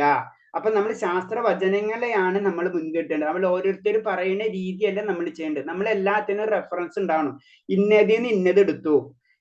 നമ്മൾ പുരാണങ്ങളിൽ നിന്നാണെങ്കിലും നമ്മൾ ഉപനിഷത്തിലാണെങ്കിലും നമ്മൾ വേദങ്ങളാണെങ്കിലും ഏതാണെങ്കിലും അതിനൊരു റെഫറൻസ് ഉണ്ടാവും. ആ റെഫറൻസ് വെച്ചിട്ടായിരിക്കും നമ്മൾ ഏത് പൂജാകർമ്മങ്ങൾ എന്തിനാണെങ്കിലും ആ പോയിന്റിൽ. അല്ലാണ്ട് ഒരു ദിവസം നമ്മുടെ ഇഷ്ടത്തിന് ഒരു കാര്യവും ചെയ്യാൻ പാടില്ല. അത് ഭൗതിക ജീവിതത്തിലാണെങ്കിലും ആത്മീയ ജീവിതം. ഭൗതിക ജീവിതം എന്ന് പറഞ്ഞു കഴിഞ്ഞാല് വൈദികമായിട്ട് ചെയ്യേണ്ട കാര്യങ്ങൾ. ഇപ്പൊ നമ്മളെ എക്സാമ്പിൾ നമ്മൾ വിവാഹ ജീവിതം, അതിൽ കുറെ കണ്ടീഷൻസ് ഉണ്ട് അല്ലെ. നമ്മളെ വിവാഹത്തിന്റെ മരണസമയത്ത് കുറെ ചടങ്ങുകളുണ്ട്. അപ്പൊ അതിനുള്ള ഗ്രന്ഥങ്ങളുണ്ട്. വേദാംഗങ്ങൾ എന്ന് പറയുന്നത് വേദത്തിന്റെ അംഗങ്ങൾ എന്നുള്ള 6 കണ്ടീഷൻ വരുന്നുണ്ട്. അതിൽ ഇതൊക്കെ ശരിക്കും മരണസമയത്ത് ചെയ്യേണ്ട കർമ്മങ്ങളുണ്ട്. അതൊക്കെ കറക്റ്റായിട്ട് വിവരിച്ചിട്ടുള്ളതാണ് അതൊക്കെ. അപ്പൊ അതൊക്കെ തെറ്റണം, അതൊന്നും ശരിയല്ല എന്നല്ല. അത് ശരിയായിട്ട് ആക്കണില്ല എന്ന് വെച്ചിട്ട് അത് ശരിയില്ല എന്ന് നമുക്ക് പറയാൻ പറ്റില്ല. നമ്മളത് വളരെയധികം ശ്രദ്ധിക്കണം. ഇതൊക്കെ തെറ്റണം, ഇതൊക്കെ ഇപ്പൊ ആവശ്യമില്ല എന്നല്ല, ഇതൊന്നും ശരിയല്ല. ഭഗവാൻ ഉണ്ട്, പക്ഷെ ഇതെല്ലാം തെറ്റ്. ഭഗവാൻ ഉണ്ടെങ്കിൽ ഇതൊക്കെ ശരിയാണ്. അങ്ങനെയാണ് നമ്മൾ മനസ്സിലാക്കേണ്ടത്. പക്ഷെ ഇത് നമുക്ക് ചെയ്യാൻ അറിയാത്ത കാരണം കൊണ്ട് ഇപ്പൊ എന്താണ് ഭഗവാൻ ഇല്ല എന്ന് പറഞ്ഞാൽ അവർക്ക് ചെയ്യാൻ അറിയില്ല. അപ്പൊ ഭക്തം അവർക്ക് ഭഗവാനെ കാണാൻ പറ്റാത്തതുകൊണ്ട് ഭഗവാൻ ഇല്ല എന്ന് പറയാൻ പറ്റില്ല. ചുറ്റുപാട് വായു ഉണ്ട്, പക്ഷെ വായു ഞാൻ കാണില്ല എന്ന് പറഞ്ഞാൽ വായു ഇല്ല എന്ന് നമുക്ക് പറയാൻ പറ്റില്ല. അപ്പൊ ഇതല്ലാതുള്ള സത്യമാണ്. മനസ്സിലായോ? അപ്പൊ ഭഗവാൻ പറയുന്നുണ്ട് ഒരു കാര്യം കൊണ്ട്, ദേവനുണ്ടെങ്കിൽ പിശാചുണ്ട്, പിശാചിന്റെ ലോകത്തിലേക്ക് പോകണമെന്ന് പറയുന്നുണ്ട് അല്ലെ. അപ്പൊ ഇതൊക്കെ ഉള്ള സത്യങ്ങളാണ്. പക്ഷെ നമുക്ക് അത് അറിയാത്ത കാരണം കൊണ്ട് നമ്മൾ അതൊന്നും ഇല്ല, അതൊക്കെ തെറ്റെന്ന് നമുക്ക് പറയാൻ പറ്റും. അറിവില്ലാത്തവര് അതിലുണ്ടാവും. അതിനനുസരിച്ച് ഇപ്പൊ ജ്യോതിഷം ഇതൊക്കെ കറക്റ്റാ. പക്ഷെ എന്താണ്, അറിവില്ലാത്തവര് അത് കൈകാര്യം ചെയ്യുമ്പോൾ ആ ശാസ്ത്രത്തിൽ തന്നെ തള്ളി പറയുന്നത് ശരിയല്ല. അപ്പൊ അതിന് വചനങ്ങളെ കണക്കിലടാക്കാതെ തന്നിഷ്ടം പോലെ പ്രവർത്തിക്കുന്നവർ പരിപൂർണത്തിലെ പരമപ്രാപ്തിയോ സുഖം പോലും ലഭിക്കില്ല. അപ്പൊ വചനങ്ങളെയാണ് നമ്മൾ എന്താണ് കൺസിഡർ ചെയ്യേണ്ടത്. അത് കാരണം അത് ശ്രുതിയാണ്. നമ്മൾ ശ്രദ്ധിക്കണം, ശ്രുതിയാണത്. ശ്രുതി എന്ന് പറയുമ്പോൾ എന്താണ്, അതില് തെറ്റുകളില്ല, അതാണ് മനസ്സിലാക്കേണ്ടത്. അപ്പൊ തെറ്റുകളില്ലാത്തതിനാണ് നമ്മൾ ശ്രുതി എന്ന് പറയുന്നത്. അതിന് പിന്നെ അന്വേഷിക്കേണ്ട ആവശ്യമില്ല. ഒരു ഡോക്ടർ മരുന്ന് എഴുതി തന്നു കഴിഞ്ഞു കഴിഞ്ഞാൽ പിന്നെ അതിൽ നമ്മൾ നോക്കേണ്ട ആവശ്യമില്ല. കാരണം ആ ഡോക്ടറെ നമ്മളെ വിശ്വാസമാണ് അല്ലെ. അതാണ് വേദങ്ങൾ, അതാണ് നമ്മളെ ശാസ്ത്രങ്ങൾ. പിന്നെ അതിന് പോയി അത് നോക്കാനുള്ള കഴിവ് നമുക്കില്ല. അതാണ് പ്രോബ്ലം. അതാണ് അവിടെ ഇങ്ങനെ നിൽക്കുന്നത്. നമുക്ക് അതിനുള്ള കഴിവില്ലാത്ത കാരണം കൊണ്ട് അതിനെ പോയി അത് പറഞ്ഞത് തന്നെ ആയിരിക്കണം. നമ്മളെ ഇഷ്ടത്തിൽ അതിൽ കൂട്ടിച്ചേർക്കാൻ പാടില്ല. അതാണ് ശ്രദ്ധിക്കേണ്ടത്. പിന്നെ പിന്നെ എന്ത് ചെയ്യണം എന്ത് ചെയ്യാൻ പാടില്ല എന്ന് ധർമ്മശാസ്ത്രങ്ങളുടെ അടിസ്ഥാനത്തിൽ ഒരാൾ മനസ്സിലാക്കണം എന്നാണ് പറയുന്നത്. അല്ലാണ്ട് വേറൊരു വ്യക്തി പറഞ്ഞു എന്ന് പറഞ്ഞ് നമ്മളിൽ എടുക്കല്. ആ വ്യക്തിക്ക് ഏതെങ്കിലും ഒരു റെഫറൻസ് ഉണ്ടായിരിക്കണം. അതിന് സാധു, ശാസ്ത്ര, ഗുരു എന്ന് പറയുന്നത് 3ഉം നമ്മൾ ഇമ്പോർട്ടൻസ് ആണ്. ഗുരു പറയുമ്പോൾ നമുക്ക് ശാസ്ത്രങ്ങൾ നമുക്ക് ചെക്ക് ചെയ്യാം, സാധുവിനോട് ചോദിക്കാം, സാധു പറയുന്ന ആ രീതിയിൽ നമുക്ക് 3ഉം നമുക്ക് ഇമ്പോർട്ടൻസ് ആണ്. അപ്പൊ അത് ശാസ്ത്രങ്ങൾ അടിസ്ഥാനത്തിൽ മനസ്സിലായിരിക്കണം. ഒരു റെഫറൻസ് നമുക്ക് എന്തായാലും ഉണ്ടായിരിക്കും. അതാണ് ശ്രുതി എന്ന് പറയുന്നത്. അപ്പൊ ശ്രുതിയിൽ നിന്നാണ് അതിന്റെ ഒരു എക്സാമ്പിൾ പറയണമെന്ന് വെച്ച് കഴിഞ്ഞാല് ഇല്ലാത്ത അപ്പൊ അത് പിന്നീട് പറയാം. നമുക്ക് കുറെ സംസാരം നീണ്ടുപോകും. ഓക്കെ. അപ്പൊ അൾട്ടിമേറ്റ് പറഞ്ഞു വരുന്നത് ഇത്രേ ഉള്ളൂ. കാരണം അതിൽ തന്നെ ചൈതന്യ മഹാപ്രഭു പറയണെന്ന് വെച്ച് കഴിഞ്ഞാൽ 3 കാര്യം നമ്മൾ കുറച്ച് ഇമ്പോർട്ടൻസ് കൊടുക്കുക. ഒന്ന് അതിന് ഹരേർനാമ കേവല നാസ്തേവ ഗതിരന്യത. അതിന് ഏറ്റവും ഇമ്പോർട്ടന്റ് ആയിട്ടുള്ള ഒരു ശ്ലോകം തന്നെ. അതിൽ പറയുന്നത് എന്താണെന്ന് വെച്ച് കഴിഞ്ഞാല് ഭഗവാന്റെ നാമമല്ലാതെ ഈ ലോകത്ത് ഒന്നുമില്ല. അതാണ്. അപ്പൊ അതിന് ഫസ്റ്റ് പ്രഭാസ്വാമി ഏറ്റവും കൂടുതൽ പറഞ്ഞിട്ടുള്ളത്, ഇമ്പോർട്ടൻസ് കൊടുത്തിട്ടുള്ള ഒരു ശ്ലോകമാണത്.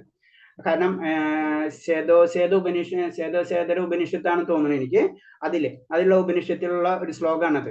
അത് വളരെ ഇമ്പോർട്ടൻസ് ആണ്. അപ്പൊ അതനുസരിച്ച് എന്താണ് മഹാമന്ത്രത്തിന് ഭഗവാന്റെ നാമം ജപിക്കുക, അത് ഫസ്റ്റ് പ്രയോറിറ്റി. രണ്ടാമത്തെ പ്രയോറിറ്റി എന്ന് പറഞ്ഞു കഴിഞ്ഞാല് ഭക്തിയുദ്ധ സേവനങ്ങൾ ചെയ്യുക. ഭക്തിയുദ്ധ സേവനങ്ങൾ ചെയ്യുക എന്ന് പറഞ്ഞു കഴിഞ്ഞാൽ ഭഗവാനെ കേന്ദ്രീകരിച്ചിട്ടുള്ള എല്ലാ പ്രവർത്തനങ്ങളും, അതിൽ നമ്മുടെ പൂജയും അതുപോലെ തന്നെ വേറെത് മാത്രമല്ല, ഭഗവാനെ കേന്ദ്രീകരിച്ചിട്ടുള്ള എല്ലാ കാര്യങ്ങളും ഭക്തിയുദ്ധ സേവനങ്ങളിലേക്കായിരിക്കും വരാം. ഭഗവാനായിരിക്കും കേന്ദ്രം.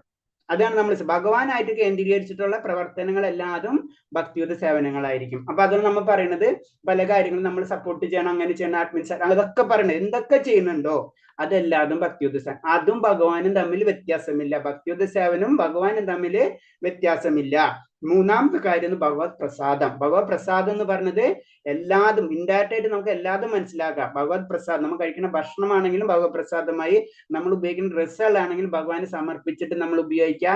നമ്മൾ ചെയ്യുന്ന എല്ലാ പ്രവൃത്തികളും ഭഗവാന് സമർപ്പിച്ചിട്ട് ചെയ്യുക. അപ്പൊ അതൊക്കെ ഭഗവത് പ്രസാദം. ഭഗവാൻ ടച്ച് ചെയ്ത് കഴിഞ്ഞാൽ അത് മുഴുവനും പിന്നെ അതിനെ പ്രസാദമായി മാറി. പിന്നെ ആ വസ്തുവല്ല, അത് അതീന്ദ്രിയമായിട്ടുള്ള അവസ്ഥയിലേക്ക് അത് എത്തിക്കഴിഞ്ഞ്. അങ്ങനെ ആയിരിക്കണം നമ്മുടെ ജീവിതം കൊണ്ടുപോകേണ്ടത്. ഈ മൂന്ന് കാര്യത്തിന് ഇമ്പോർട്ടന്റ് ചെയ്ത് കഴിഞ്ഞാൽ ആ വ്യക്തി തന്മൂലം ക്രമേണ ഉന്നത പ്രാപ്തി ലഭിച്ചിരിക്കും.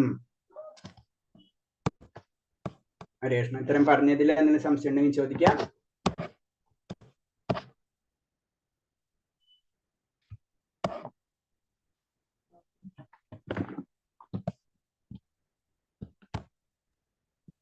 പ്രഭുജി, ജ്യോതിഷത്തിലെ ഗുണോ ഇതും തമ്മിൽ എന്താ വ്യത്യാസം? ഒരേപോലെയാണ്? എന്താ മനസ്സിലായില്ലേ മാതാജി? ജ്യോതിഷത്തില് നമ്മളെ നാള് പ്രകാരം ഓരോ ഗണങ്ങളെ വരില്ലേ? അത് ഇത് എനിക്ക് മനസ്സിലായില്ല, ഒന്നുകൂടെ ചോദിച്ച.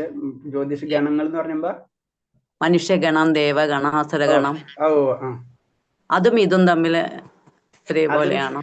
അതും ഇതും എന്ന് പറഞ്ഞു കഴിഞ്ഞാൽ ഏത് അതിലുള്ള ആസുര്യ ഗുണങ്ങളും ഇതും അതും ഒന്നാണെന്നല്ലേ? അതല്ല ചോദിക്കുന്നത്. ജ്യോതിഷത്തില് ഗണങ്ങളുണ്ട്, മനുഷ്യഗണം, ദേവഗണം എന്നൊക്കെ പറഞ്ഞിട്ട് രണ്ട്. മനുഷ്യഗണം ഉണ്ട്, പിന്നെ ആസുര്യഗണം ഉണ്ട്, ദേവഗണം, 3 ഗണങ്ങളുണ്ട്. പലതുണ്ട്, 10 മൃഗങ്ങൾ തന്നെയുണ്ട് പലതും. അങ്ങനെ തന്നെ ഓരോ നക്ഷത്രത്തിനും ഓരോ കാര്യങ്ങളുണ്ട്. ചില നക്ഷത്രങ്ങൾ ദൈവിക നക്ഷത്രങ്ങളായിരിക്കും, പിന്നെ ചില ആസുര്യ നക്ഷത്രങ്ങളായിരിക്കും, ചില മനുഷ്യഗണങ്ങളായിരിക്കും. അങ്ങനെ 3 ഗണം പറ്റി പറയുന്നുണ്ട്. അതിൽ മാതാജി ചോദിക്കുന്ന ഈ ആസുര ആ ആസുരനാണോ ഈ ആസുരൻ എന്നാണല്ലോ ചോദിക്കുന്നത്. സ്വഭാവം അവർക്കും ഉണ്ടാവോ? അങ്ങനെയല്ല ചോദിക്കണേ. അതില് രണ്ട് ഗണേ ഉള്ളൂ ജാതകം എഴുതുമ്പോൾ. മനുഷ്യഗണം. ഇല്ല, 3 ഗണുണ്ട്.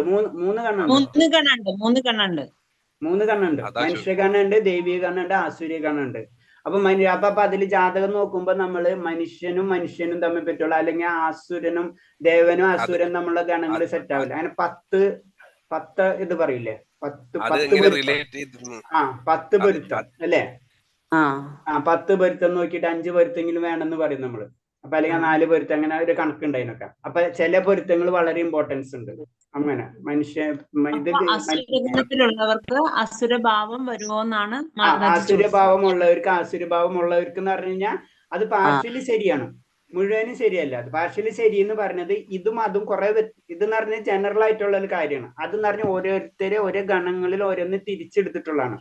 അപ്പൊ ജനറൽ ആയിട്ട് നോക്കുമ്പോ കുറെയൊക്കെ ശരിയാണ്. നമ്മുടെ ആസുര്യമായിട്ടുള്ള സ്വഭാവം അതിൽ വേറൊരു പ്രത്യേകത ഉണ്ട്. അതായത് ആ ആസുര്യ നമ്മൾ പറയില്ലേ, ഇപ്പൊ ചില നക്ഷത്രങ്ങൾ ഇപ്പൊ എക്സാമ്പിൾ വിശാഖം, അത് ആസുര്യമുള്ളതാണ്. ഉത്രാടം അത് ഈ നക്ഷത്രമാണ്, എന്താ പറയുക, ദൈവികമായിട്ടുള്ള മനുഷ്യഗണാണ്. അതേപോലെ തന്നെ ചില നക്ഷത്രം ഇപ്പൊ അത് ദൈവികമായിട്ടുള്ള നക്ഷത്രങ്ങളാണ്. അപ്പൊ കമ്പാരിറ്റീവ് പറയുന്നത് ആസുര്യ നക്ഷത്രമുള്ള വ്യക്തികള് അവര് കുറച്ച് ചെയ്താൽ മതി, അവർക്ക് പെട്ടെന്ന് ഭഗവാനെ കിട്ടുന്ന പറയുന്നത്. മനസ്സിലായി? അത് ചെയ്യാൻ ബുദ്ധിമുട്ടായിരിക്കും. ആസുര്യ ഗുണമുള്ള വ്യക്തികൾക്ക് ഭഗവാനെ കിട്ടാനുള്ള കുറച്ച് കടന്ന് വെച്ചാൽ അവർക്ക് ചെയ്യാൻ വളരെ ബുദ്ധിമുട്ടായിരിക്കും. അപ്പൊ ആ ആസുര്യ ഗുണം കുറച്ച് ഇത് കൂടെ ടച്ച് ആയിട്ട് വരുന്നുണ്ട്. 100% എനിക്ക് അതിനെപ്പറ്റി ആധികാരികമായിട്ട് എനിക്ക് പറയാൻ അറിയില്ല. എന്നാലും കാരണം ആ ആസുര്യന്റെ 3 ഇതിൽ വരുമ്പോഴും അവരെ ക്യാരക്ടറിൽ വ്യത്യാസമുണ്ട്, അവരെ പ്രവർത്തികളും ചിന്താഗതിയും ഒക്കെ വ്യത്യാസമുണ്ട്. അതിലെ 3 ഗണമായിട്ട് തിരിച്ചിട്ടുള്ളത് തന്നെ, മനുഷ്യരെ 3 ഗണമായിട്ട് തിരിച്ചിട്ടുള്ളത്. അല്ല പ്രഭുജി, അസുര ഗണം എന്ന് പറയുന്നത് ഒരു അസുരഗണം ഉള്ള ഗണത്തിൽ പെട്ടവരും നല്ല സ്വഭാവമുള്ളവരുണ്ടല്ലോ. അതിന് പറഞ്ഞത് അതിന് ഞാൻ പറഞ്ഞത് അത് ഇതായിട്ട് മുഴുവനായിട്ട് കണക്ട് ചെയ്യാൻ പറ്റില്ല എന്നത്. അത് ആ ശാസ്ത്രം വേറെയാണത്.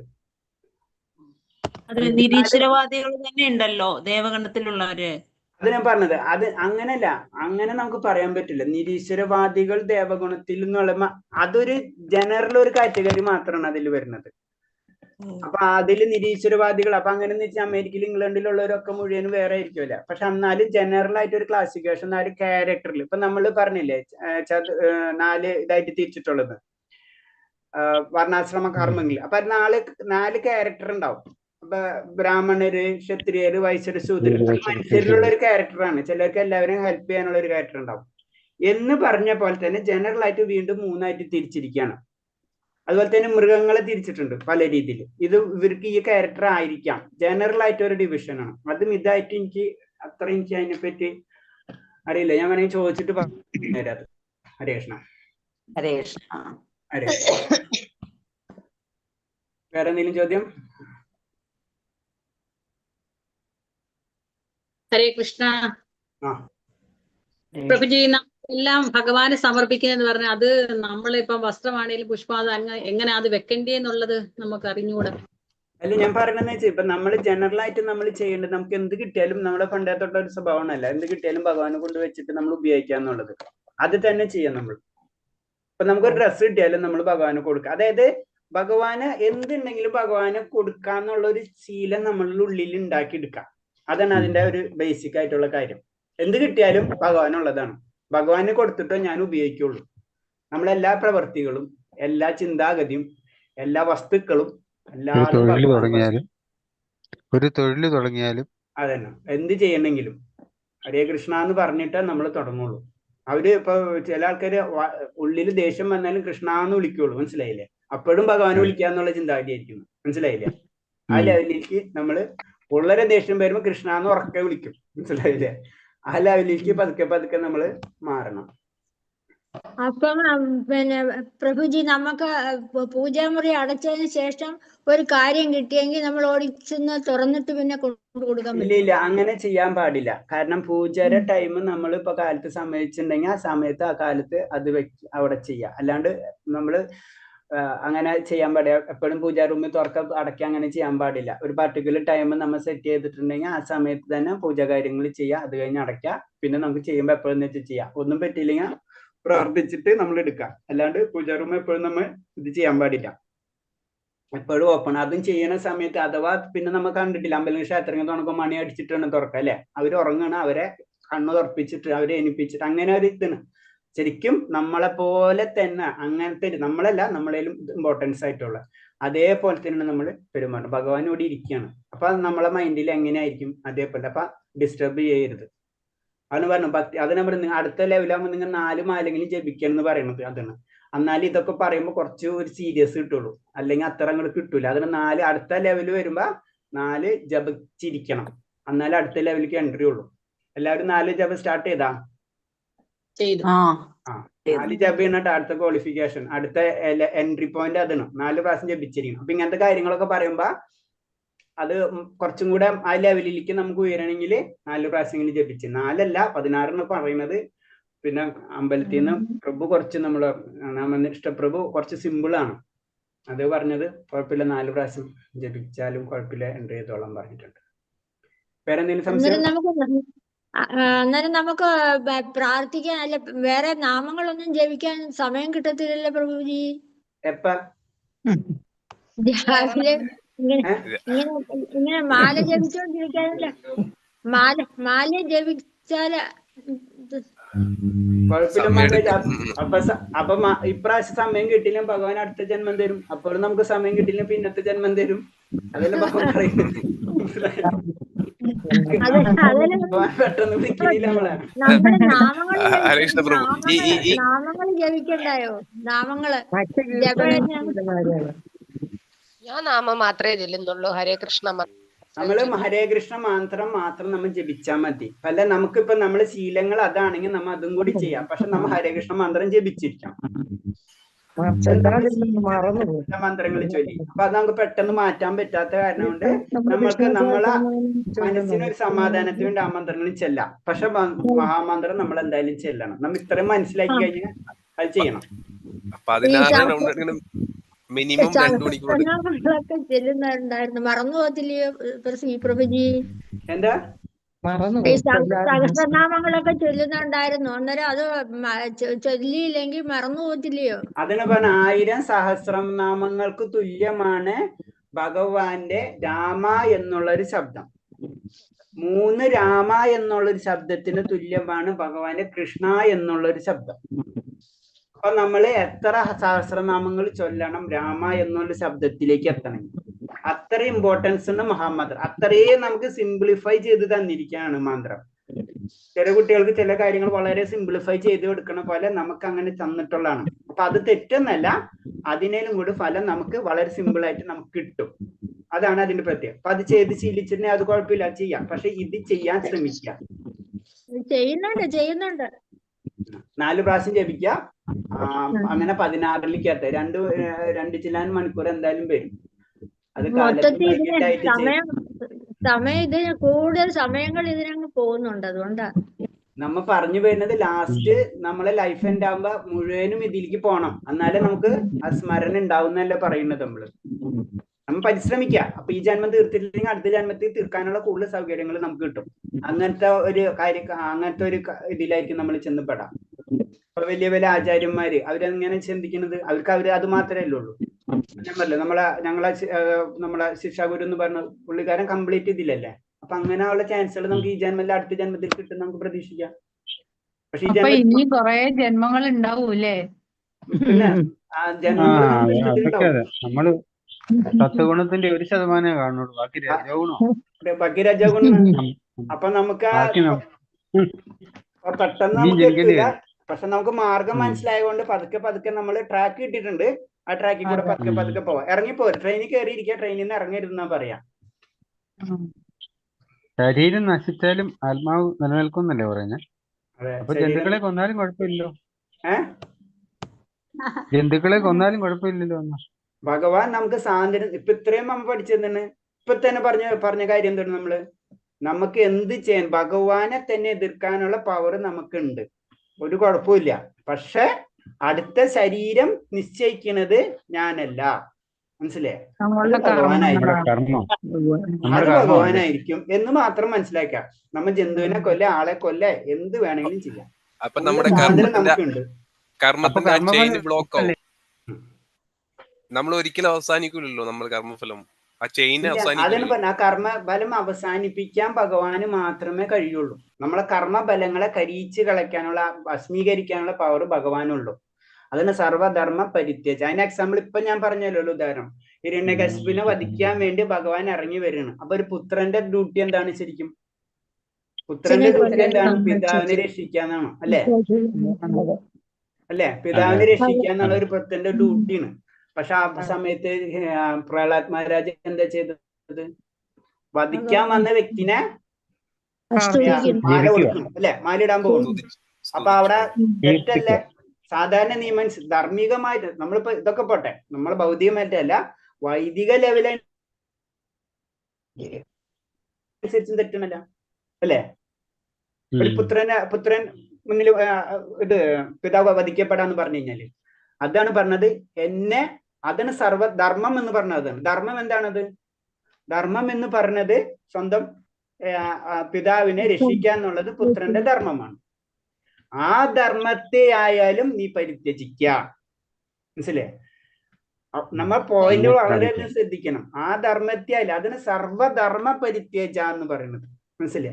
അധർമ്മം പരിത്യജിക്കാനല്ല പറഞ്ഞത്, തെറ്റ് ചെയ്യാതിരിക്കാനല്ല പറഞ്ഞത്, തെറ്റുകളൊന്നും ചെയ്യാതെ എന്റെ അടുത്തേക്ക് വരാനല്ല പറഞ്ഞത്, ശരികളടക്കം ചെയ്യണ്ടെന്ന് പറഞ്ഞത്, മനസ്സിലായ? ആ പോയിന്റ് നമ്മൾ മനസ്സിലാക്കേണ്ടത്. അതാണ് പറയൂ പ്രഭു.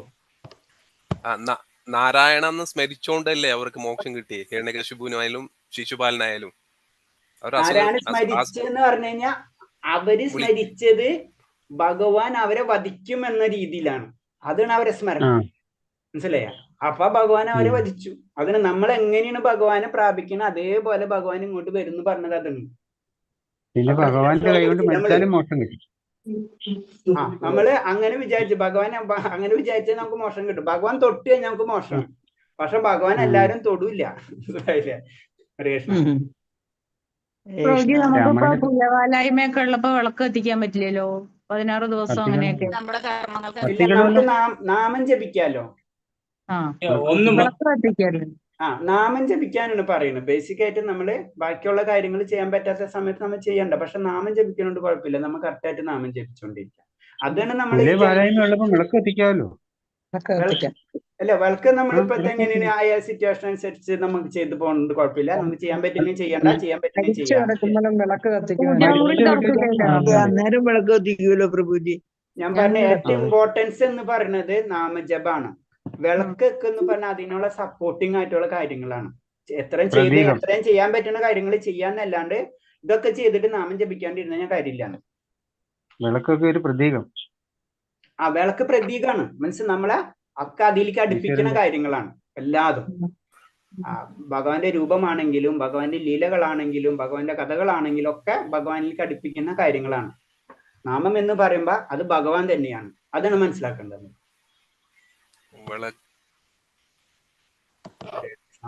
വിളക്ക് കത്തിക്കുമ്പോഴാണ് നമ്മള് പരമാത്മാവിലേക്ക് പോകുന്നത്. രണ്ടുള്ള വിളക്ക് കത്തിക്കണം. ആ ഒരു രൂപം നമുക്ക് മനസ്സിലേക്ക് വരണം. അത് അതിൽ തന്നെ പറയണ്ട. അതിൽ തന്നെ ഇപ്പൊ സയൻസ് പരമായിട്ട് പറയണ്ട എനർജി അതൊക്കെ നമുക്ക് കിട്ടണതാണ്. ലൈറ്റ് എനർജി, ലൈറ്റിന്റെ ഒരു എനർജി ഫോമുകളാണ് അത്.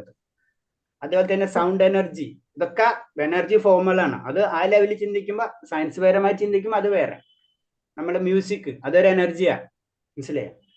അതെന്ന് പറഞ്ഞാൽ അത് ശരിക്കും അപ്പൊ അവരെ പറ്റി പറഞ്ഞ മൃദംഗം അത് നമ്മൾ കൊട്ടുമല്ല, അത് ദേവനാണ്, മനസ്സിലായോ? മൃദംഗം എന്ന് പറയുന്നത് ദേവനാണ്. അത് ചെലമ്പ് നമ്മൾ അടിക്കുമല്ലേ, അത് ദേവനാണ്, മനസ്സിലായോ? അതിന്റെ വൈബ്രേഷൻ കൊണ്ട് ആ വൈബ്രേഷൻ അത് ദേവനാണ്, ദേവസങ്കല്പാണ് അതിനൊക്കെ കൊടുത്തിട്ടുള്ളത്. നമ്മുടെ വീട്ടില് ആർക്കെങ്കിലും മരിച്ചു കഴിഞ്ഞാല് നമ്മൾ പ്രാർത്ഥിച്ചു കഴിഞ്ഞാൽ അവര് ദൈവത്തിന്റെ അടുത്തേക്ക് എത്തുവോ? അവരെന്നെ പ്രാർത്ഥിച്ചാലല്ലേ എത്തൂ? അല്ല, അവര് ചെയ്ത കർമ്മത്തിന്റെ അല്ലേ. അത് ഒന്നാം അധ്യായത്തിൽ തന്നെ അത് വിവരിക്കുന്നുണ്ടല്ല. ഒന്നാം അധ്യായത്തിൽ ജസ്റ്റ് അതിന്റെ അർജുനൻ ചോദിക്കുന്നുണ്ടല്ല, അപ്പൊ പറയുന്നുണ്ട്. അപ്പൊ അതിൽ ഭാവാർത്ഥത്തിൽ പ്രഭാസ്വാമി അത് പറയുന്നുണ്ട്. കാരണം എന്ന് വെച്ച് കഴിഞ്ഞാൽ അവർക്ക് ഒന്നാം അധ്യായത്തിൽ കുറച്ച് ഭാവാർത്ഥം നിങ്ങൾ വായിച്ചു കഴിഞ്ഞാൽ അതിന്റെ കുറച്ച് കൂടുതലില്ലെങ്കിലും ചെറിയൊരു എക്സ്പ്ലനേഷൻ അതിൽ കൊടുക്കുന്നുണ്ട്.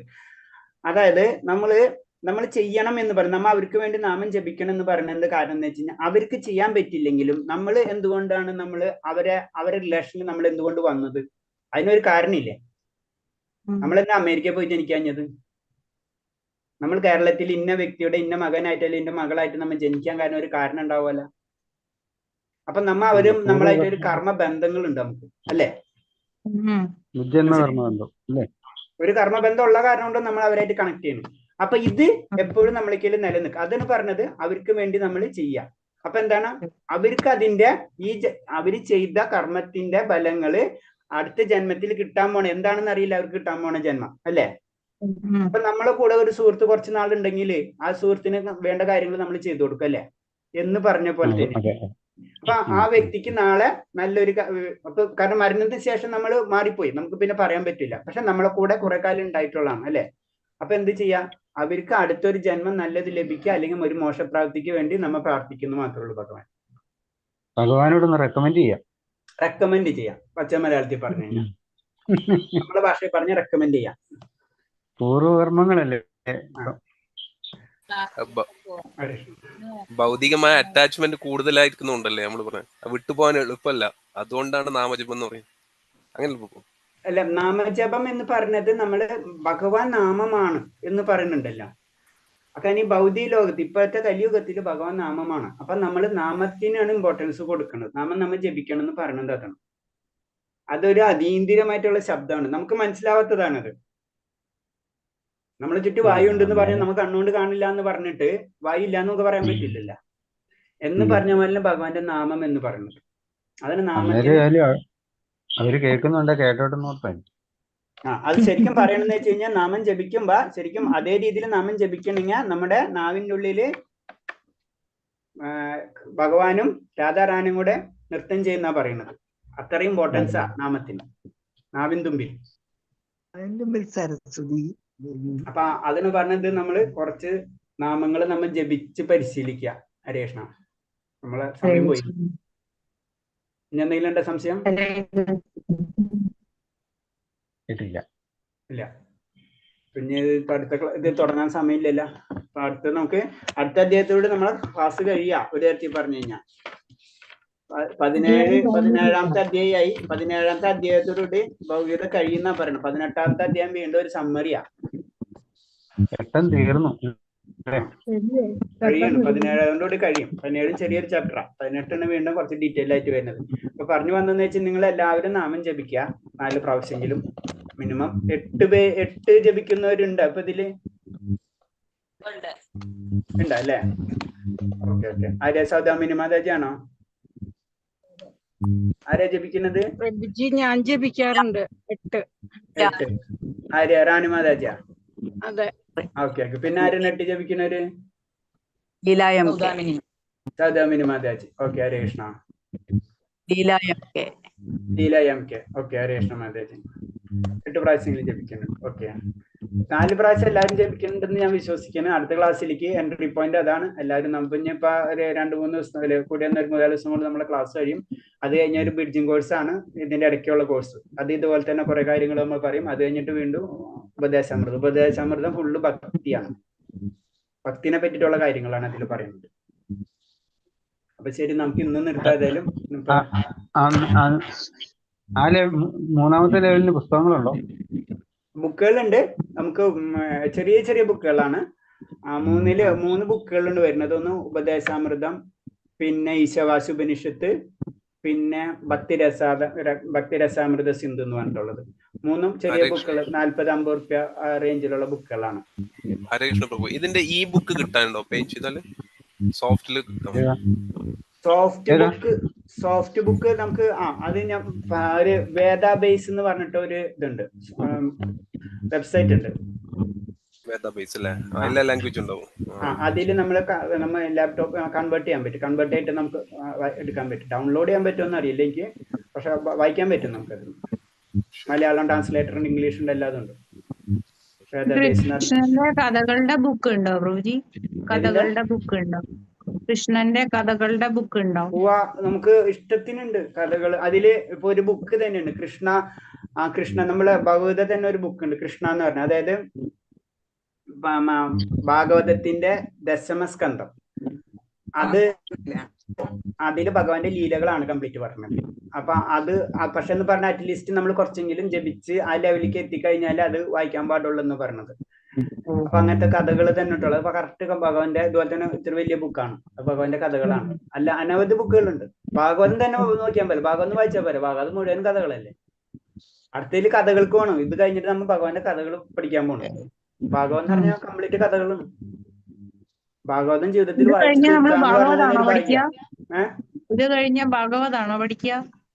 ഭാഗവതല്ല, ഇതിന് കുറെ സ്റ്റെപ്പുകളുണ്ട്. ഫസ്റ്റ് സ്റ്റെപ്പ് നമ്മളിപ്പോ ശരിക്കും ഭഗവത് എന്താണെന്ന് ഒരു ജനറൽ ആയിട്ട് ഒരു ഏകദേശം ഐഡിയ കിട്ടിയിട്ടുണ്ടാവും. മുഴുവനും കിട്ടൂല. അത് കഴിഞ്ഞിട്ട് ഈ ഈശാവാസി ഈ 3 ബുക്കുകൾ നമ്മൾ പഠിക്കും. ജസ്റ്റ് ഇതുപോലെ തന്നെ ഒരു ജനറൽ ക്വസ്റ്റ്യൻ ഒക്കെ വെച്ച് പഠിക്കും. അത് കഴിഞ്ഞ് കഴിഞ്ഞാൽ പിന്നെ നമ്മളെ കണ്ടീഷൻ എന്ന് പറഞ്ഞാൽ 16 മാലയും ജപിക്കണം. 4 യമനിയമങ്ങളും പാലിച്ചവർക്ക്, കറക്റ്റ് ആയിട്ട് ഫോളോ ചെയ്യുന്നവർക്ക് അടുത്ത ലെവലാണ് ഈ ഭഗവത്ഗീതയും ഈ 3 ബുക്കും വീണ്ടും നമ്മൾ തറയായിട്ട് പഠിക്കും. അതിൽ കുറെ ബൈ ഹാർട്ട് ചെയ്യണം. കറക്റ്റുള്ള എക്സാംസ് ഉണ്ടാവും. റെസിറ്റേഷൻ, അതായത് ശ്ലോകങ്ങളൊക്കെ കുറെ 10-60 ശ്ലോകങ്ങളൊക്കെ പഠിക്കാനുണ്ടാവും ഹാർട്ട് ബൈ ഹാർട്ട്. അതൊക്കെ പഠിക്കുക. അത് കഴിഞ്ഞ് ബേസിക് ആയി കഴിഞ്ഞാൽ പിന്നെ നമുക്ക് അടുത്ത സ്റ്റെപ്പ് എന്ന് പറഞ്ഞത് ദീക്ഷ ഇഷ്ടമുള്ളവർക്ക് എടുക്കാം, അല്ലാത്തവർക്ക് എടുക്കണ്ട. പിന്നെ നമ്മൾ അത് കഴിഞ്ഞിട്ട് പിന്നെയാണ് വരുന്നത് ഭാഗവതം. അപ്പൊ ഭാഗവതം വരുമ്പോ അതിന് ഇത് പറയുന്നത് നമുക്ക് ജനറൽ ആയിട്ട് പഠിക്കണേ, നമ്മൾ സീരിയസ് ആയിട്ട് പഠിക്കണമെങ്കിൽ ദീക്ഷ എടുത്തിരിക്കണം. അല്ല ജനറൽ ആയിട്ട് പഠിക്കണമെന്ന് വെച്ചാൽ നമുക്ക് ക്ലാസ്സസ് ഇങ്ങനെ ജനറൽ ക്ലാസ്സസ് കൊടുക്കും. ഇപ്പൊ നിങ്ങൾക്ക് ഇത് കഴിഞ്ഞ് കഴിഞ്ഞാൽ ജനറൽ ക്ലാസ്സസ് പോലെ ഭാഗവതം ഇങ്ങനെ ജനറൽ ആയിട്ടുള്ളത് ഇങ്ങനെ പറഞ്ഞു പോകും. അത് നമുക്ക് എപ്പോ വേണമെങ്കിൽ കാലത്ത് 7 മണിക്ക് ക്ലാസ് ഉണ്ട്. 7 മണിക്ക് അമ്പലത്തിൽ നിന്ന് വരുന്നുണ്ട്. നിങ്ങൾക്ക് വേണമെങ്കിൽ അതിൽ ജോയിൻ ചെയ്യാം. അതിൽ 4ാം സ്കന്ധം ആയിട്ടുണ്ട് 7 മണിക്ക്. അതില് 12 വർഷമൊക്കെ പഠിച്ചാലല്ലേ അത് കഴിയൂ? അത് പതുക്കെ തീരുള്ളൂ. നമുക്കിപ്പോ അതിനും കുറെ ഉണ്ട്. അത് അതായത് അത് കഴിഞ്ഞിട്ട് ഭാഗവതം കഴിഞ്ഞിട്ട് 12 സ്കന്ധാണ് ഭാഗവതം. അത് തന്നെ 18 ബുക്ക് ഉണ്ട്. വലിയ ബുക്ക് 18 ഉണ്ട്. 12 സ്കന്ധാണ് 18 ബുക്ക് ഉണ്ട്. അത് ഭഗവത പോലെ 18. അത് കഴിഞ്ഞിട്ടാണ് പിന്നീട് ചൈതന്യ ചരിതാമൃതം എന്ന് പറഞ്ഞിട്ട് ഒരു ബുക്ക് ഉണ്ട്. അതാണ് ചൈതന്യ മഹാപ്രഭുവിനെ പറ്റി നമ്മൾ പറയുന്നുണ്ടല്ലോ. ചൈതന്യ ചരിതാമൃതം. അത് ഫുള്ള് ഭക്തി തന്നെയാണ് ഇതിൽ. അതിൽ വേറെ ഒന്നുമില്ല. ഇതിൽ ഒന്നില് എന്താണ് തത്വമാണ് അല്ലെ? ഭഗവതിൽ നമ്മൾ തത്വജ്ഞാനാണ് കൂടുതൽ പഠിക്കുന്നത്. അടുത്തതിൽ കഥകളാണ് നമ്മൾ കൂടുതൽ പഠിക്കുന്നത്. ഭാഗവതം എന്ന് പറഞ്ഞാൽ ഭഗവാന്റെ കഥകളും എല്ലാതും ഉണ്ടായില്ല, എല്ലാതും മിക്സ് ആണ്. അടുത്തതിൽ നിന്നാണ് ഫുള്ള് ഭക്തിയാണ്. ഇത്രയാണ് ഇതിന്റെ ഒരു കാറ്റഗറി. അത് ഇതേപോലെ തന്നെ അതും ഒരു വലിയ ബുക്കുകളാണ്. ഒരു 10-12 ബുക്ക് ഉണ്ട്. അത് ഇതാണ് ഇതിന്റെ ബേസ്. പിന്നെ ഇന്ന അഡീഷൻ അനവധി ബുക്കുകൾ വേറെ ഉണ്ട്, ആത്മീയമായിട്ടുള്ള ഗ്രന്ഥങ്ങളൊക്കെ. അത് വേറെ, അത് നമ്മുടെ ഇഷ്ടം. ഇതാണ് ഇതിന്റെ ബേസിക്. അപ്പൊ ഇതിന്റെ ഇടയ്ക്ക് നമുക്ക് ദീക്ഷ എടുക്കാൻ പറ്റുമെന്ന് വെച്ച് കഴിഞ്ഞാൽ അത് നമുക്ക് ഭാഗ്യമല്ല, ഭഗവാന്റെ ഭാഗ്യം തന്നെ പറയാം. കാരണം അതിന് കുറെ ഫോർമാലിറ്റീസ് ഉണ്ട്, അതിന് കുറെ പഠിക്കാനുണ്ട്. അതൊക്കെ പഠിച്ച് നമ്മൾ കറക്റ്റ് ആയിട്ട് നമ്മൾ വീടൊക്കെ അതിനനുസരിച്ച് സെറ്റ് ചെയ്യണം, പൂജാമുറികൾ അതിനനുസരിച്ച് സെറ്റ് ചെയ്യണം. അങ്ങനെ നമ്മളെല്ലാ കാര്യങ്ങളും സെറ്റ് ചെയ്തിരിക്കണം. അങ്ങനെ അത് ചെയ്ത് കഴിഞ്ഞാൽ പിന്നെ ആ ഭക്തിശാസ്ത്രം കംപ്ലീറ്റ് ചെയ്യണം. അങ്ങനെ അതിൻ്റെ ഒരു പോണത്. അപ്പൊ അറ്റ്ലീസ്റ്റ് നമുക്കൊന്നും പറ്റിയില്ലെങ്കിൽ അറ്റ്ലീസ്റ്റ് നമ്മള് 4 യമനിയമങ്ങളും 16 മാലയും പിന്നെ ഭഗവാനോട് ബേസിക് ആയിട്ടുള്ള ഭക്തിയുത സേവനങ്ങളും, അതായത് പൂജയും പ്ലസ് നമ്മൾ കൊണ്ട് ചെയ്യാൻ പറ്റാവുന്ന ഭക്തിപരം എന്നുള്ള സർവീസുകൾ, അതിന് വേണ്ടിയിട്ടുള്ള പല കാര്യങ്ങളും. ഇപ്പൊ നമ്മൾ പറഞ്ഞില്ല, ധനം കൊണ്ടാവാം, ശരീരം കൊണ്ടാവാം, മനസ്സുകൊണ്ടാവാം, അല്ലെങ്കിൽ വേറെ പ്രവൃത്തി കൊണ്ടാവാം, അല്ലെങ്കിൽ ഇത് തന്നെ മറ്റുള്ളവർക്ക് പറഞ്ഞു കൊടുക്കുന്ന രീതിയിൽ അങ്ങനത്തെ ഉള്ള നമ്മൾ മറ്റുള്ളവരെ കൂടി ഇതിൽ കൊണ്ടുവരാനുള്ള കാര്യങ്ങൾ ചെയ്യാം. അങ്ങനെ എന്ത് വേണമെങ്കിലും ചെയ്യാം.